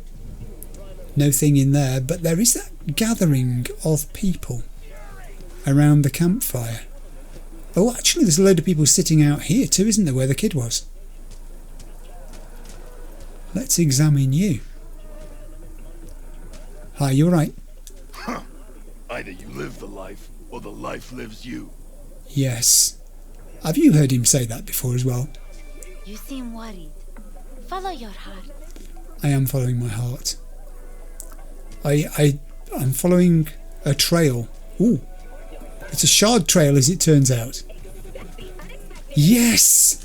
Nomads again, at Ground Zero. It was no secret Night Corp offered generous pay and, in some cases, free cyberware and biomonitor upgrades to anyone willing to help clean up the crater of radioactive rubble at AHQ Ground Zero. Some first-hand accounts recall the incessant ticking of Geiger counters, like the loud buzz of cicadas in summer. In retrospect, we can only guess how many crater cleaners lost their lives to radiation sickness shortly thereafter. Both the city government and Night Corp have claimed casualties were kept to a minimum, while providing no official statistics to substantiate the claim. That being said, they have never been under pressure to release such figures. After all, most rescue, engineering and rubble cleanup teams were not local Night citizens, but nomads. Surprised you didn't know? Don't be. It's a fact many history courses tend to overlook. The city employed hundreds of nomad mercenaries, primarily from clans in Aldecado Nation. These nomads were hungry for gainful work, and the city needed experts who were not only experienced, but brave enough to knowingly put their lives on the line. Also, Arasaka could one day erect another tower in its place. But history is not without its sense of irony. These nomads, who so deliberately live outside our so-called system, came to its very rescue, not for the first time, and not for the last. Okay. So they needed the nomads. at one point. No debt of gratitude owed, though. They don't seem to think that there's anything they have to remember that fact for. You okay there? Why are you following me with your eyes? Are you following me? You're not. It's someone else you're looking at. Who is it? Is it her? Are you looking at her? No, I don't think it is. I think you might be looking over here at the shoot and ride, trying to decide whether he needs to go and purchase another gun. I'm wondering the same thing, but I'm not sure I want to buy a gun, but I'd quite like to see inside the tent. I'm sorry, did I stand on your toes? I was kind of hoping to trigger a dialogue, but it seems you're an NPC who doesn't want to talk. So I'll go in here instead. Oh, there's a shard there. Okay, the Coptic Bible. Wow, we've had some various types of shards here. We've had theology, we've had classical writings, we've had the most incredibly imaginative, Yes? What's up? made up stuff. Hi, what? I'm not coming to buy a gun, actually. I was just coming in here to look around, and then I saw you got a shard on your desk, so I'm going to read it. The Book of Enoch. And the angels, the children of the heaven, saw and lusted after them, and said to one another, Come, let us choose us wives from among the children of men, and beget us children. And all the others together with them took unto themselves wives, and each chose for himself one, and they began to go in unto them, and to defile themselves with them, and they taught them charms and enchantments, and the cutting of roots, and made them acquainted with plants. And they became pregnant, and they bore great giants, whose height was 3,000 ells, who consumed all the acquisitions of men.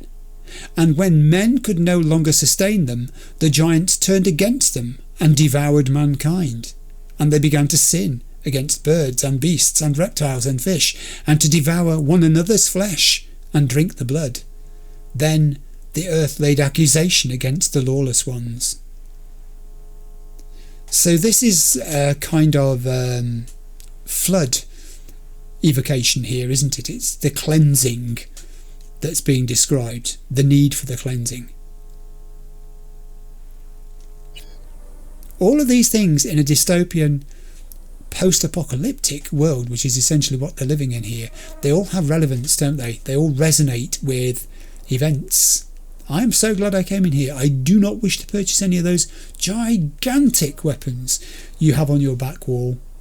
That came out in the comments from episode 18 too. Someone said that when you pick up one of these ones that's just lying on the floor and it's so heavy you can't run anymore because it's so massive, but it's tremendous to use. It's kind of limited. It only has a certain amount of ammunition. When it's gone, and you can't put it in your backpack, so you can't keep the weapon. It's literally a one and done thing where you use it there and then, enjoy it, make tactical use of it if you pick it up at the right time, and then it's done with. But great fun while you've got it. Yeah, there were a lot of comments, as I said, in episode 18, and it's hardly surprising that I'm struggling to remember them all. Now, the campfire area was another one I wanted to go to. I've got to be a little careful here that I don't miss more shards. This is a different one. America After the War. Readable. Whew, there have been so many shards in this episode. America After the War. The turbulent years of 2024 to 2045. At the end of the Fourth Corporate War, in order to establish relative order under the federal government, President Elizabeth Kress imposed martial law on NUS member states and nationalised the domestic arms manufacturing giant Militech. Preoccupied with their own internal issues, most of Europe and Japan paid little attention to developments in North America.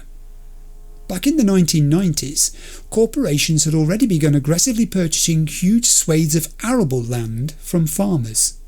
Those who were left with no choice but to sell eventually found each other and organised into larger groups or clans to improve their odds of survival.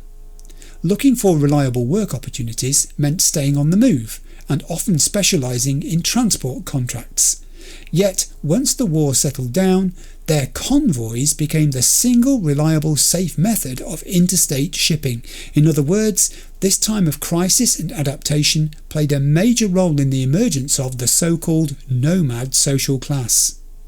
Meanwhile, in the 2040s, Netwatch created an immense firewall dubbed the Black Wall to partition a safe part of the net for human use and curb the threat of rogue artificial intelligences in cyberspace.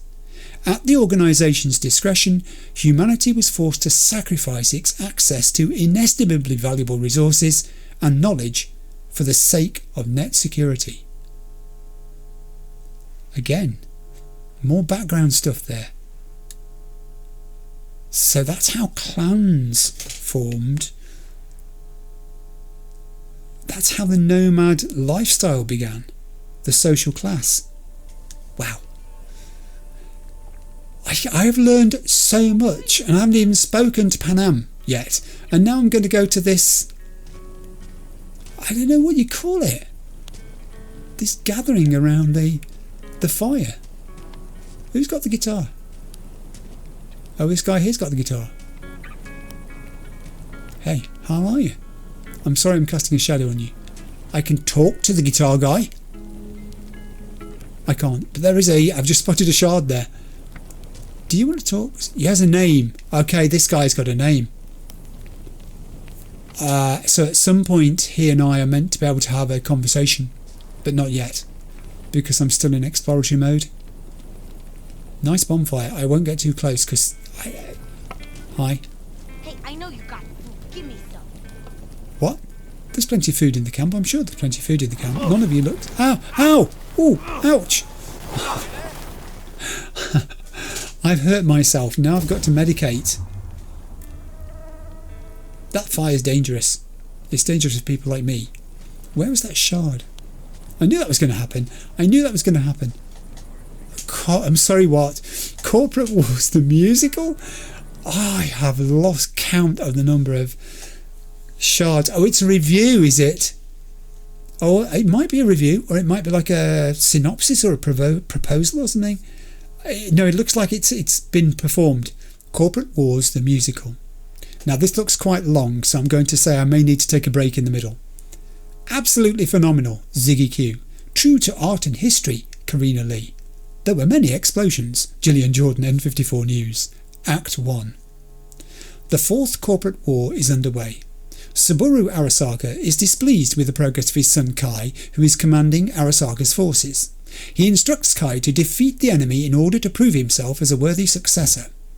Kai desires above all to gain the acceptance and pride of his cruel father, so he devises a scheme to place all blame of the war's outbreak squarely on Militech. Their conversation is overheard by Sarah, a Militech agent, and also the beloved adoptive daughter of General Donald Lundy. Sarah concludes the only way to quickly end the bloody conflict is to assassinate Kai. General Lundy comforts his daughter and gives her courage. Soon, Andrew, a young idealist and idolater of Subaru, arrives in Night City. His dream is to find the last living seagull in the world, so he attempts to stow away aboard an Arasaka ship. Then he is discovered, apprehended, and mocked by Arasaka security personnel. Meanwhile, Sarah is preparing her ambush against Kai, who is due to inspect the ship the very same day. When her target appears, Sarah is poised to fire her gun when suddenly her eyes lock with Andrew's. Time stops, sparks fly, young love is born. After a moment, Sarah shakes free of her daze and fires at Kai. She misses. Andrew then intervenes, shielding Kai with his own body. The Militech agents must flee the scene. Kai had noticed the twinkle in the eyes of the young lovers when their eyes met. Under the guise of gratitude for saving his life, he decides to use Andrew as bait in a trap for Sarah. He orders his scientists to heal the young man's gunshot wound and secretly install a synthetic heart containing a nuclear bomb. He formally accepts the young grateful man into the Arasaka armed forces, and knowing Andrew's reason for stowing away, he convinces them that Militech is responsible for the destruction of the marine ecosystem and seagull population. Act 2. Sarah returns to General Lundy after failing her mission. With a father's love, he's able to forgive her, comfort her, and offer her a chance at redemption. He assigns Sarah to lead the charge on Arasaka Tower and end this nightmarish war for good. Still smitten from their brief encounter, Sarah and Andrew simultaneously come up with the same plan to search for the other in cyberspace. By chance, they find each other at a virtual coral reef. At first they're overwhelmed with the unbridled passion of new love, but quickly realise that they can never be together. Andrew erroneously accuses Militech of destroying the original coral reef, causing Sarah to realise that her beloved has become a member of Arasaka's security forces. Both corporations are preparing for the final confrontation. Andrew and Sarah mourn their unrequited love. General Lundy worries over the risk his soldiers face. Saburo reminds his son that he has only one more chance to earn his father's pride and respect. Kai has come to the conclusion that his victory cannot be assured, so he decides instead to blow up Arasaka Tower and pin the blame on Militech in the hopes of earning his father's love in death. Sarah's unit enters Arasaka Tower. The two lovers meet as battle rages on around them, but neither can bring themselves to harm the other. Kai attempts to detonate the bomb in Andrew's heart, but the detonator fails. Struck with a nefarious idea, Kai instead shoots Sarah, killing her on the spot. Andrew's heart breaks with grief, causing the bomb inside to detonate. In the moment before the explosion, Andrew gazes up into the sky and witnesses a seagull soaring overhead. The nuclear bomb explodes, destroying the tower, the young man, the seagull, and his dreams. Okay, and now we have Andrew's lament. I dreamed a dream of an endless sea, Arasaka at the helm. Today my dreams are nothing but mist, and I am nothing but down. My eyes wish never to see again, covered in a seafoam veil of grey. I now see only the black abyss, my chrome heart gnarled in pain. Arasaka Core bought my soul in exchange for blood and mourn. The strength in me has forever died, and a corporate was born. I mean, as a musical, it has elements that resonate with history. It did say in the review at the top, true to art and history. The shards in this game, I need a drink. I'm going to pause for a second. I need to get an orange drink. The shards in this game are blowing me away. Now I'm sorry for the sort of jumps in this, because I'd stopped my orange and then I realised I'd not used the laptop in the comms trailer when I found it there, so I've gone back to the comms trailer to do that. I'm picking up on things I've missed, in other words. We've seen that one before. I don't know what these are. New contract.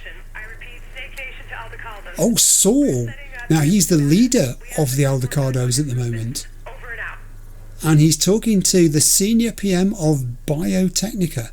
Despite some setbacks, we should be able to finish the job by the agreed upon date. Can we meet to authorise the new contract? And Jeffrey replied, unfortunately the terms were not upheld and the contract has been rendered void. We are currently negotiating with another contractor to finish the job.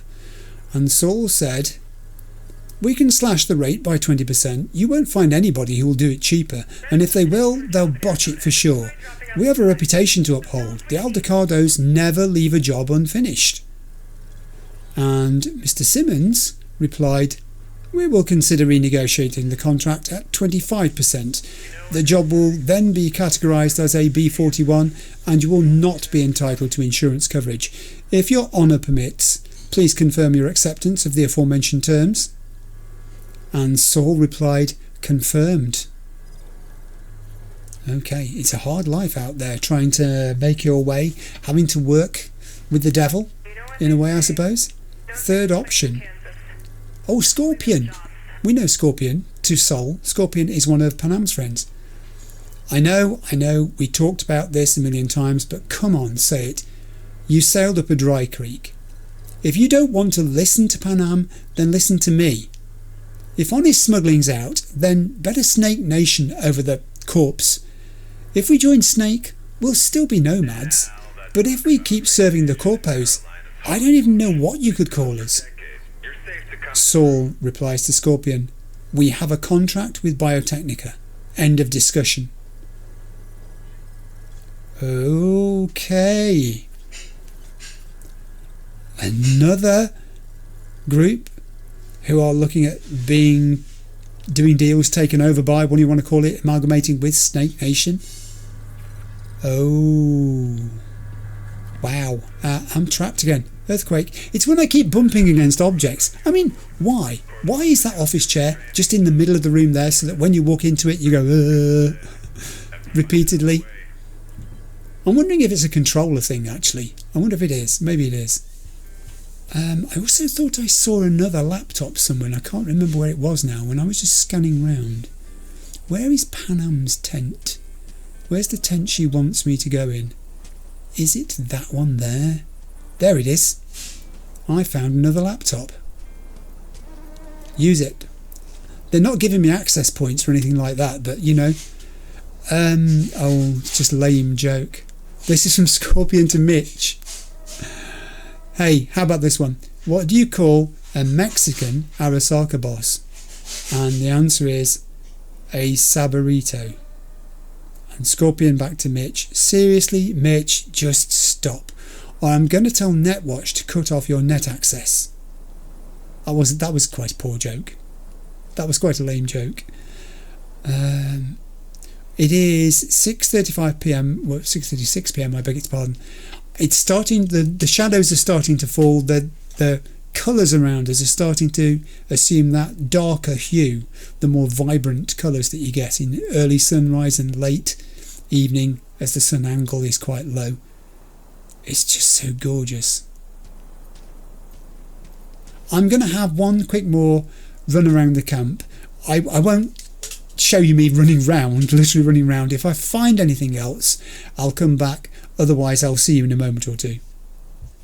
Well, I didn't have to run very far. I just went across from the tent where I had been over there to the firewater truck. And there's a shard on one of the barrels. And it's a shard we haven't read. It's called Death of a Mercenary, author unknown. Quick enough, not I, nor bold enough, nor agile, tangled up in wires like a nest of vipers vile. Was it I who fell? Or was it done to me? Dissolving, disappearing, with you I wished to be. Now tethered, clamouring the restless swarm, beating my ears in a pale rage. No! Into the earth I seep.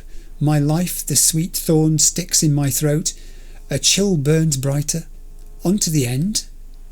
What a thought! A huddled husk, I tumble for the dawn. The old certainty of youth is felled, and from its gnarled trunk memories fall forth. Hours of hours, sharp and pressing race, embittered in a power-locked embrace. With you I wish to be, and so I go, down a road without end, through woods half-dreamt. And the chill-bleached delirium of desire flies into tepid trembling sand through the fog, your shadow sharpening, the storm tangles in me once again, to sway with you like sweet grasses dry, still the glassy dust will naught but rise. Death of a Mercenary. Their last thoughts as they departed. What did you think of that prose? Did you enjoy it? We have a saying. Catch you on the trail. Yes, I didn't remember it being in there actually. It was probably the better for it. I would stick to what you do best, which I don't know what do you do best? Salam alaikum. I needed that break. It's been a long session this. We have thoroughly explored, I think, the Aldecados camp. There are many more aspects of it that I could have thought about. You know, the way that they've repurposed things, the way they've salvaged materials and turned them to different uses. I still haven't solved the issue of their energy. I think it's either that they're using the wind power that we can see around us, or there is somewhere a solar display that they're using. I suspect wind because it's going dark. It's 7:10 p.m. Solar wouldn't be generating very much at this time of night, and yet all of the displays and things that we were looking at are still running, and I haven't seen huge areas of battery storage or anything of that sort. So I think I'm going to call my exploration at that point. I've taken up a huge amount of atmosphere from the Aldecados camp. I've learned a lot about nomads, and I think now it really is time I don't keep Panam waiting any longer. I go to talk to her in her tent. Oh, I needed that break. Right, now let's move in. Panam, I'm sorry I've kept you waiting so long, but your camp was amazing. I say your former camp because you're not here now. Take box, it says. There's a laptop over there. Hang on a second. Don't you push me along, game. I want to see what that is. Can I get to it without... that's tricky. I think I can. I can use it. I can't hack into it, but I can use it, and there are messages. 1, it says. Oh, 3. Will you take the box, please? Okay. I'm going to read the... I'll read the big plan first, because I've read the bottom one. Let's read this one. This is Scorpion to Panam. So, how about this? We get your thorn ready for a long haul and head north, back to mine. Take the box, please. Back to my neck of the woods. You know, hit the old Oregon Trail. There's waterfalls up there like you wouldn't believe. All we have to do is get Mitch on board. So the 3 of them were planning to leave? From Panam to Scorpion, read the big plan. Alright, I'm in. But if you even think about making a mess in my ride like the one you've got here, you're walking. And then Scorpion to Panam, read the big plan. Haha, if they ever start advertising the nomad way of life... Take the box, please, and let's go. You'd be our poster girl, the nomad and her aptly named Old Warhorse. Panam to Scorpion, read the big plan. Right, and you know someone around here who can spin this life into gold, because I'd sure like to meet them. Yeah. She'd had enough, hadn't she? And it says the top one, I've had enough.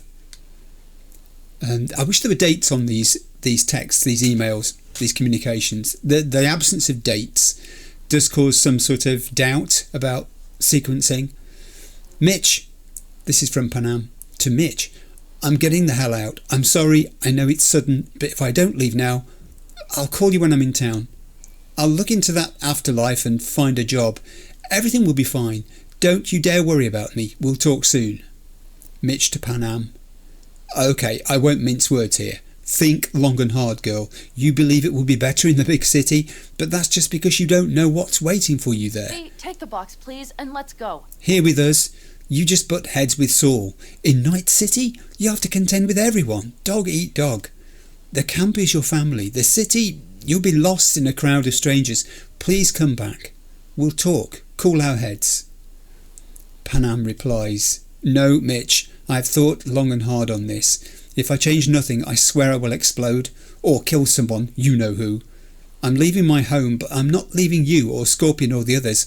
I simply cannot sit at the same table as someone to whom I'm supposed to be grateful, to whom I should have some measure of respect and toward whom I can muster only hate, and the deepest contempt. I will not change Saul's mind. I will not stop him from letting the corpos, us. I can't grow a pair of balls for him, so I will leave instead. Let me at least do that. On my terms. And Mitch replied, I understand, but listen, take care out there. Hey, take the box, please, and let's go. We'll be waiting for you. Let us do that. That's illuminating.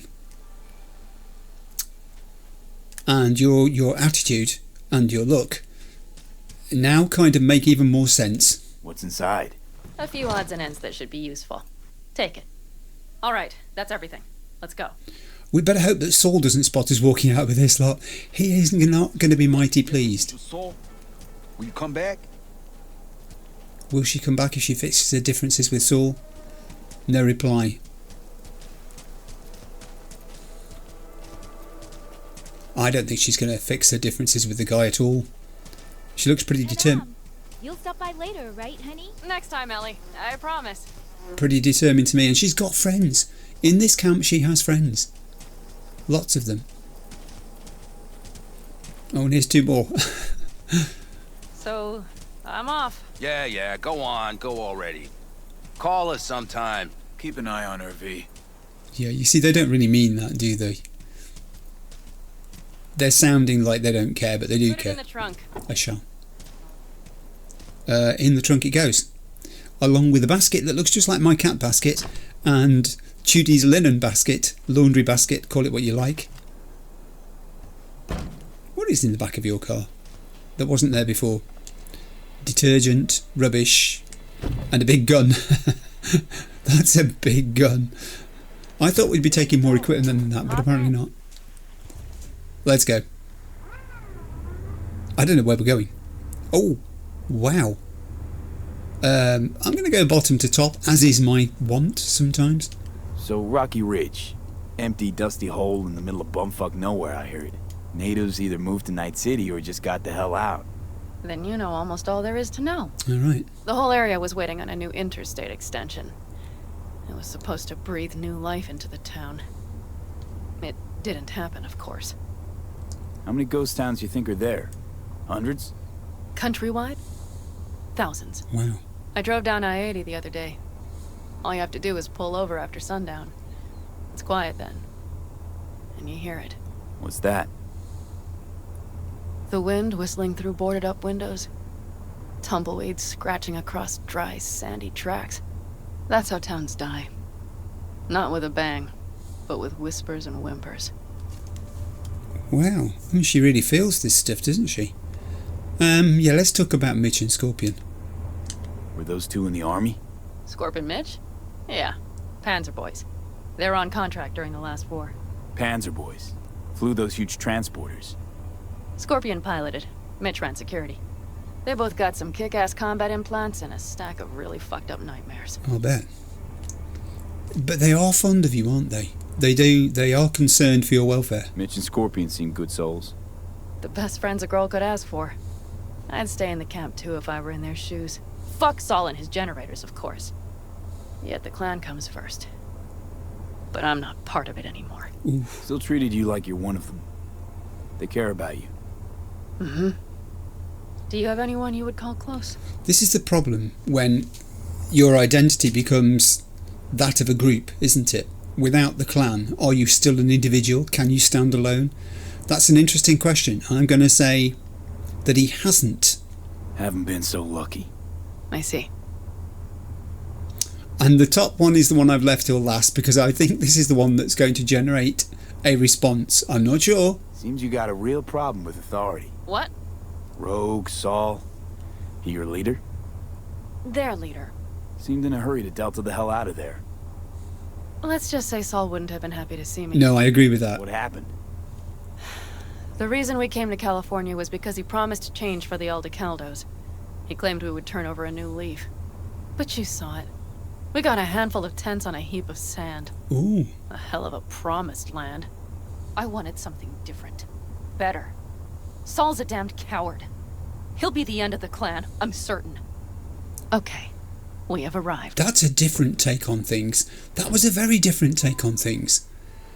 One way of looking at the camp was that it was a functional, settled, self-supporting group.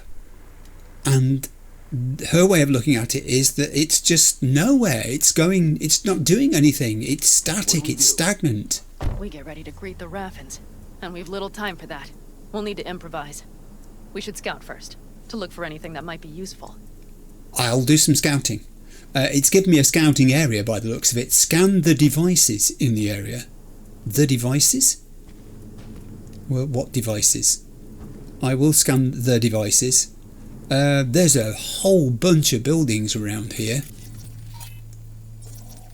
Does that count as a device?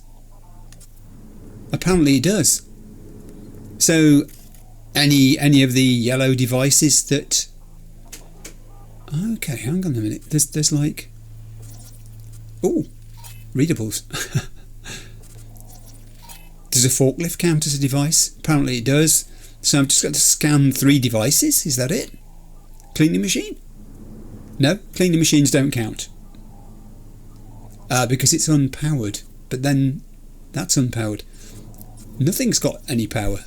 Doubt Rocky Ridge could be any deader. Everything's down. Nothing works here. I discuss the plan with Panam. I shall, but I need to explore this area. So I'm going to. Yes, readable, that's behind me. I know all about you. I'll go on then. Since you're calling to me, I'll do you first. Build your future in Rocky Ridge. That sounds intriguing. Build your future in Rocky Ridge. Rocky Ridge, a true paradise far from the big city bustle. A new development just outside Night City. Rocky Ridge isn't just a place to call home without breaking the bank. First unit's already available for reservation. A prime location, or easy commute thanks to the planned freeway extension. But it's also the first exciting breath of life into the area and the headly promise of new jobs. Don't build your house on sand, build it in Rocky Ridge. On sand. Yeah, it never came, as Panam said. And this was the result. They started to build and the place fell apart. So if I look on the map, oh right, ghost town, literally ghost town. This is a big place. I can't possibly explore all of that in this particular point in time. I mean, obviously I shall have to come back here and do some further exploration. But meantime, I will do what exploring I can do in the time I have. Are any of these buildings? I have a feeling we can go into these buildings. I think we can go into these buildings. Let's go in this one. Because it's here. Oh yeah. Yeah, good decision. There are communication beams heading across this place. That's intriguing, and I shall get to the bottom of them. But first, I'll take all those resources. Thanks very much. And all those too.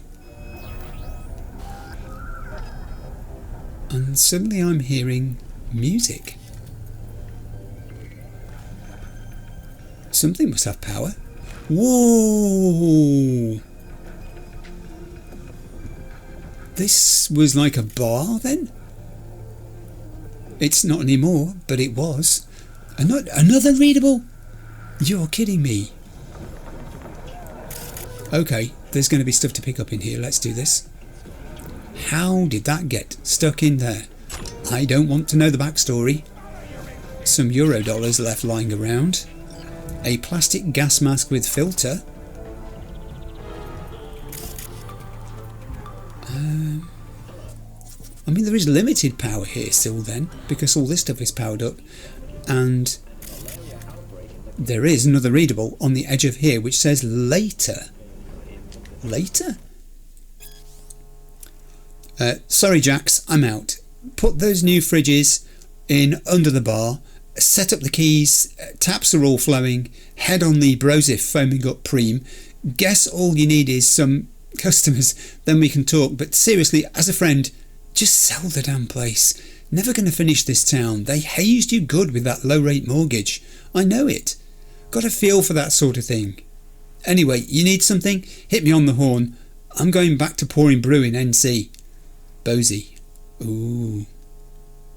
So Jax, Bosie left you in it. Guess he could see the writing on the wall and indeed on the floor. I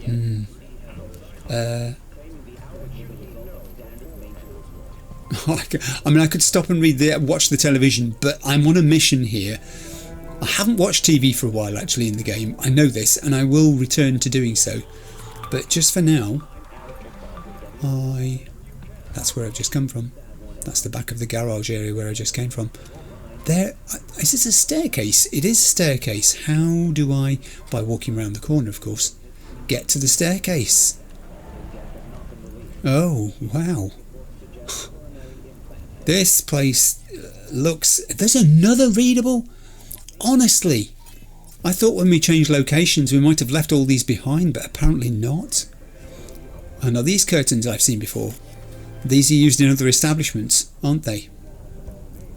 And this is like a private upstairs room that can sort of be semi-curtained off to give some degree of seclusion, but not much. And it's another readable that we haven't read.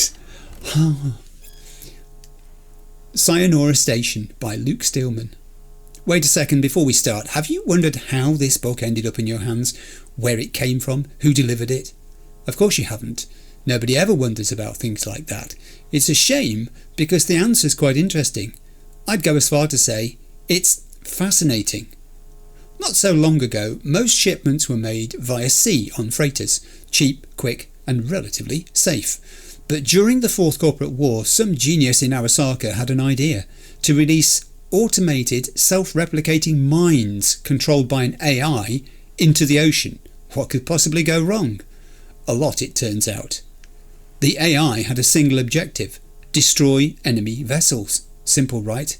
Nusa-Militech ships would get blown out of the water, while the Arasaka-Free State ships would sail by untouched. Except for the AI's ironclad logic, since there was a non-zero possibility that a vessel waving a friendly flag might also have enemies on board in the interests of optimisation, it would also be sunk. Of course, when the leadheads back at Arasaka HQ realised what they'd done, they rushed to update the software, only for the AI to reject it as a virus. And thus, because of a handful of individuals' complete lack of imagination and foresight, the history of maritime travel came to an end. So let's come back to the question, how did you end up with this book? Unless you live in Chicago, where it was published, then surely not via the net, since that was destroyed by Bartmoss. Maybe it was shipped by plane, but air freight is incredibly expensive, so most likely not. By car then, we can't rule it out, but if I had to bet on it, I'd say it came to your city via train. Imagine that trains, that's right, the ones that go choo-choo, have survived into the present day. Just last year, 15,526 miles of new train tracks were put into use, including the underground tunnel connecting Tokyo with Shanghai. At top speed, an armoured train can complete the distance between the two cities in under 5 hours. Now that's something I had to experience for myself. 2 days later, I was in Tokyo, standing on the platform of Sayonara Station. Clever. So that's what happened. That's why maritime doesn't exist anymore, effectively. And never will again. Ah, we're so clever. These things are warnings, aren't they? They are warnings. They are fictional, but there's a plausibility to them.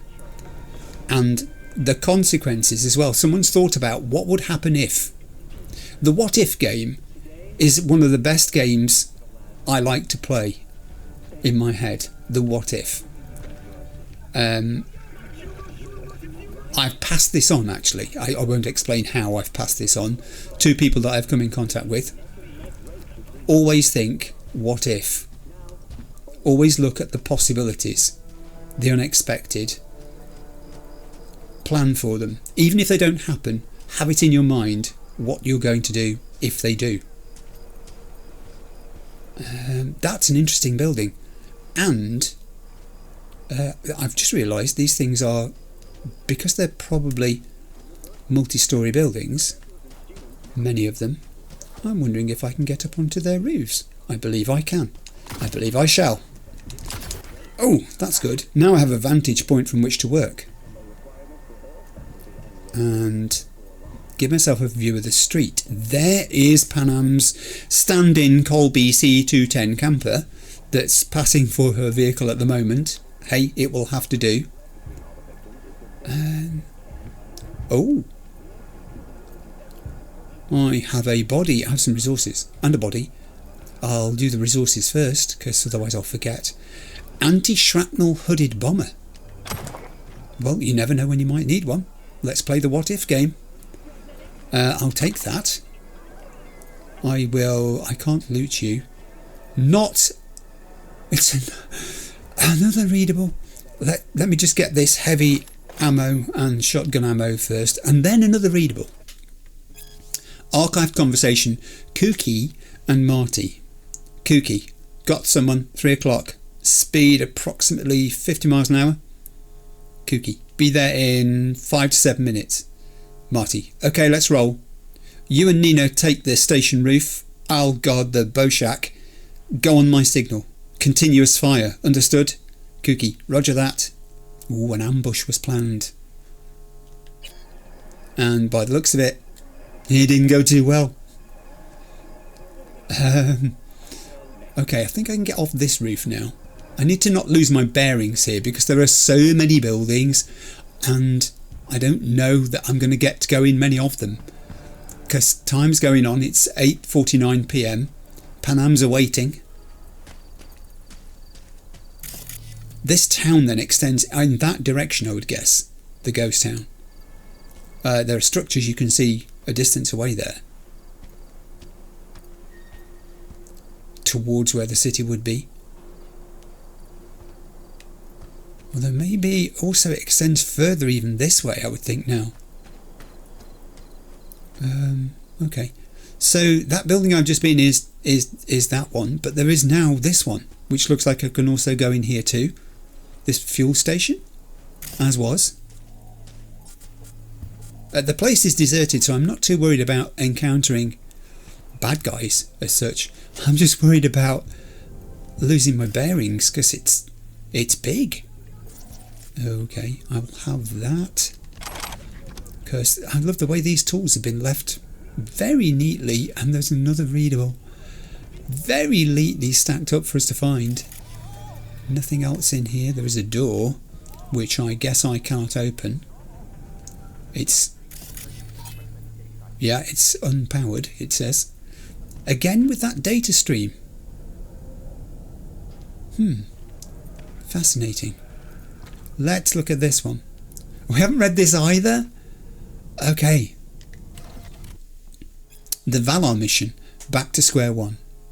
The failure of the Valar mission, which undermines the progress of the Zerl 3.0 program and our understanding of exoplanet group 972609, may be definitive proof that the current space race is hindering overall space exploration efforts rather than fueling them through noble competition. In 2060, Lagaretta predicted that the pace of technological development at the time would lead to the confirmation of the existence of white holes and the discovery of a theory for quantum gravity within 15 years. Alas, those 15 years have come and gone. Perhaps if the ESC, SRC and Orbital Air tried to cooperate and share information in the spirit of science for a change, rather than torpedoing each other's research, the situation today might be very different.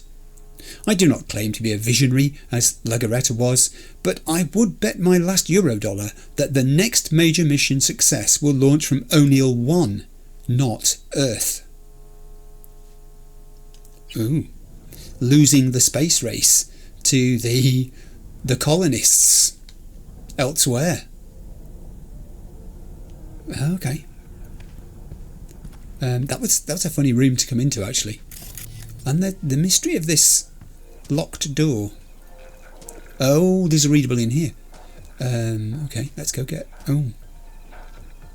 This door's locked as well. Is there anyone else I can get into this building? Yes, but... that window may have glass in it. It may be one of those windows again where I can't see the glass. I think we're going to have to break in. Can we do that? Is that a thing? Weapon.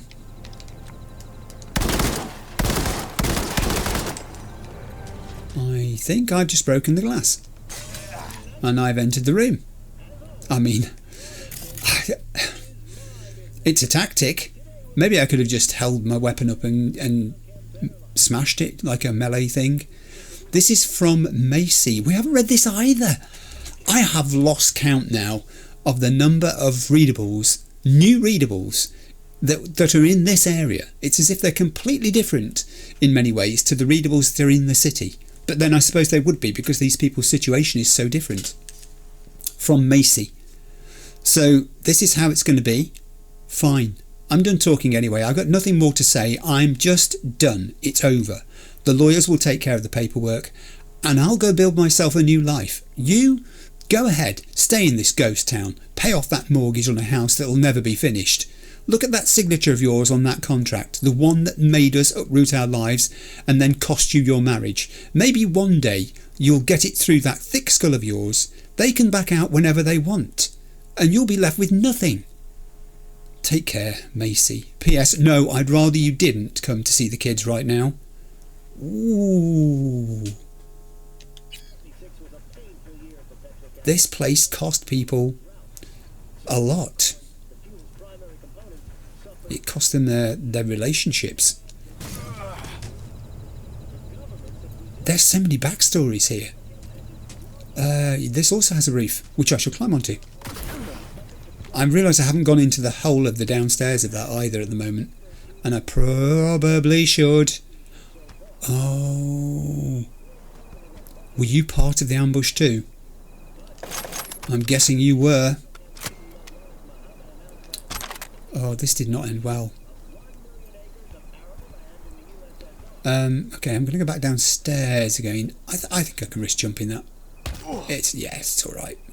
It'll make your feet sore for a second, but... And then we'll go into this bit here where I've not completely exhausted what was there. Because I missed you. Let's just do a quick scan. Think we've got it all now. Panam's going to be so angry with me. It's 9:17 PM. It'll be going dark soon, and I'm still exploring. And I'm so sorry, Panam, but it calls to me. Just this immediate area. I promise I won't go any further. All right? I'll restrict myself just to being here. You hide behind that plant. That's it. Now I can't see you. That's not so bad. She's all right, Panam. I think we're going to get on. Do you know the tactic I have employed here is to go with her obvious things that she wants to do. I've tried not to be too antagonistic or confrontational or to push alternatives at her or stress the things that are more important to me than they are to her. At this stage, I think gaining trust is the thing. She's the one who's mostly unsure of me, is the point I'm trying to make. I was pretty much accommodating, I think, in terms of thinking I'll get along with Panam because I need to, because of what I need to be able to do, getting to that convoy, getting to Anders Hellman. But Panam, she's been burned, and it shows. And trust has to be earned, I think, with Panam. I'm walking past things here without scanning, I do realise, but then I know I'm coming back, so I'm not too concerned by that. There is definitely pointing into this building. That is interesting. I can't, it's not being triggered now by anything. I can, however... Oh, hello. So the satellite dish, there's all sorts of communication beams being triggered in this place. We have a... Oh, hello. We have another room with a... Oh, this one says we've got to force it open. And obviously I've not built body up, as we know, I'm only on 4. So, but I can use my magic key. Shall I use my magic key? Let's do this. It's probably a little wasteful of bullets. As I say, I could probably have meleeed my way in there. Oh, I'm in. Put your gun away. I will have the tier 3 components, thank you. Also, it's been mentioned another thing in the comments that there is a mechanism for upgrading, for changing, for transmogrifying, call it what you like, lower tier components into higher tier components, and I know that exists. I haven't looked into it at all. I mean to do so, but it's not on my urgent list right now, having just made a visit to a Ripperdoc. Eradicator. A user manual for an eradicator. What the hector? Dear user, as you know, rats, Rattus norvegicus, are the prime carriers of dangerous diseases. The eradicator lets you deal with these lethal pests quickly and effectively. The eradicator contains explosives mixed with poison and trace amounts of radioactive material. Even the toughest rodent stands no chance. Spread the eradicator rounds around your house. If you wake up in the night to the sound of a wet pop, That means it's working. Oh, that sounds revolting. And you've got bits of rat splattered all over everywhere. That's progress. I don't think it is. This is an interesting room. Okay, an unpowered computer. There is no power here. We did mention that. That's why we scanned things, to discover there was no power. Well, no major power at least. Hello. Back of car, what have you got for me? Tier 3 components and a ready steady. They'll come my way. Yeah, I get the feeling that this whole area is ripe for further exploration and discovery. I'm not sure that by doing so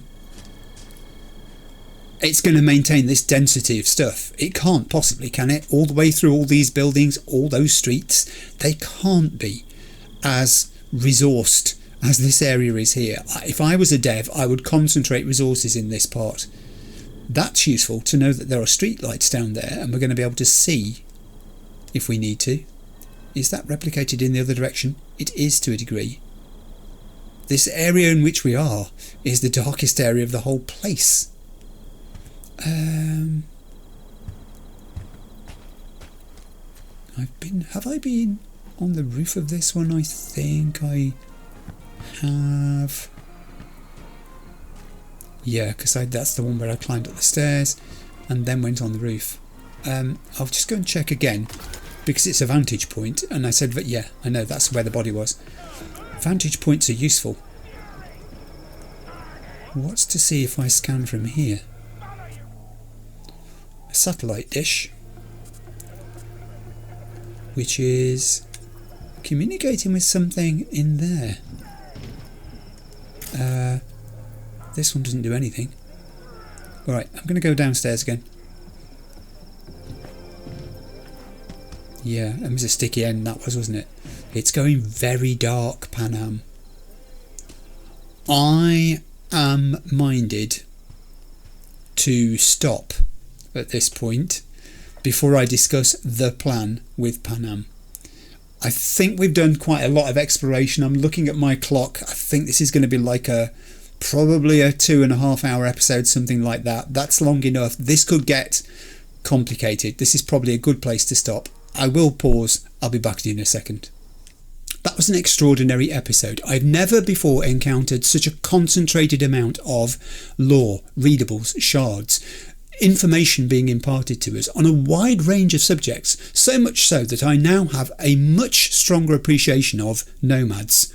Their genesis, how they came to be, how they were very helpful members of society, and society would not be the same without them. Indeed, what we have now in Night City couldn't have existed without nomads, and yet that gives context to the opposite side of the coin, how now the authorities are distrustful of nomads. They don't like them, they don't want them around because they've served their purpose and it's been forgotten, and there is no debt owed, it seems, by those who are living off what the nomads did for them back in history. It's all just been swept under the carpet. So now the poor nomads feel they are literally cast out. They are unwanted. They're trying to continue a lifestyle that the people in charge and the corpos don't want to support. They don't wish that to exist anymore. It's outside their nice, tidy, packaged view of what citizens should be like. That was really illuminating. Also, of course, I've learned about what happened with the Aldecados and with the backers, so that explains too Panam's attitudes to things and V's decision to leave the backers. Panam falling out with the leadership. She feels like she's not part of the clan, but the clan doesn't feel that about her. She's still, in their eyes, part of them. All those friends who talked to her as she was making her way out of the camp saying, when are you coming back? Have you settled your differences with the boss? The thing we're getting from Panam is that she'll never settle her differences with Saul. It's just too fundamental. She feels that they're not progressing, that the camp, which I thought was well organised and structured and looked like it was mutually supporting and sustainable, is to Panam an irritation because it's not progressing. It's as if Saul has settled and he's, setting up generators. Panam doesn't want to make a permanent home there. She wants better for herself and her clan. She's frustrated that does not seem to be the case. There's just so much that I've learned in that episode. And it wasn't pew pew. It wasn't, I broke a window with my gun. It wasn't about combating enemies specifically. It wasn't about massive amounts of quick hacks for a change. It was exposition. It was about finding stuff out. Most of it from the shards, although the conversation we had with Panam was illuminating too. That illustrated a lot about how she feels things have gone. She's bitter about the fact that she doesn't have the clan anymore. I get the feeling it was very, very important to her, and she feels like she's been forced into a different course of action. The exchange she had with Scorp as she calls him, I think, and Mitch shows that, doesn't it? She just couldn't stand it anymore. She'd reached a limit, and it was either stay, and Saul would not have benefited from that, or leave. She just knew she had to get herself out of there. I love that episode. It was very different. It was quite intense. The amount of reading. I had to stop several times because, you can probably hear it in my voice slightly. That's partly the hay fever and the fact that it's been, a 3-hour session. By the time I've chopped out the pauses and things, it's probably 2.5 hours, something like that. But yeah, that was intense. Right, that was episode 19. Now I will be returning to the point where we've stopped there because clearly there's an unresolved issue. Panam and Nash have got to, I was going to say, sort out their differences. I don't think they're going to be sitting down over a cup of tea and a slice of cake and having a quiet conversation and shaking hands at the end and everybody being friends. I think we're setting up here to, there's only 2 of us and I don't know how many of them there are going to be, to get Panam's car back by whatever means it takes. And I don't think it's going to be friendly, but we'll see what happens. Also, it's going dark, so the battle, if there's going to be one, could take place in darkness. That'll give it a different dimension. I'm quite excited for that, actually. It's nice in this game that you have this mixture where some episodes are more, I was going to say serene, they're more gentle. There's less combat to them. You get more chance to think because it's not all action. And then there are other episodes where it's almost the other way around and it needs to be action based because that is the story. That's what the characters are experiencing. They're going through struggles and fighting is part of it. And you have to be there with them. And that mix is delicious. They've just got it so right in this game. I don't think I've ever quite encountered a game, and I love The Last of Us. I don't think I've ever quite encountered a game where that mix of action, dialogue and exposition through found objects and materials is quite so beautifully made and sustained. Right, that was episode 19, so we know what's going to start off episode 20. What else happens in episode 20 I haven't thought about yet. I've started making notes. I've got, it's about the same again, about 2/3 of a page of them in front of me, which are all about what's happened here and the implications for where I might want to go next, but we'll see. I will be along with episode 20 once I've had a big drink and a week off in which to think about this stuff. Well, obviously I'll be filming the episode during the week, I would expect, and get my voice back. So I'll see you for that then. Thanks for watching. Bye.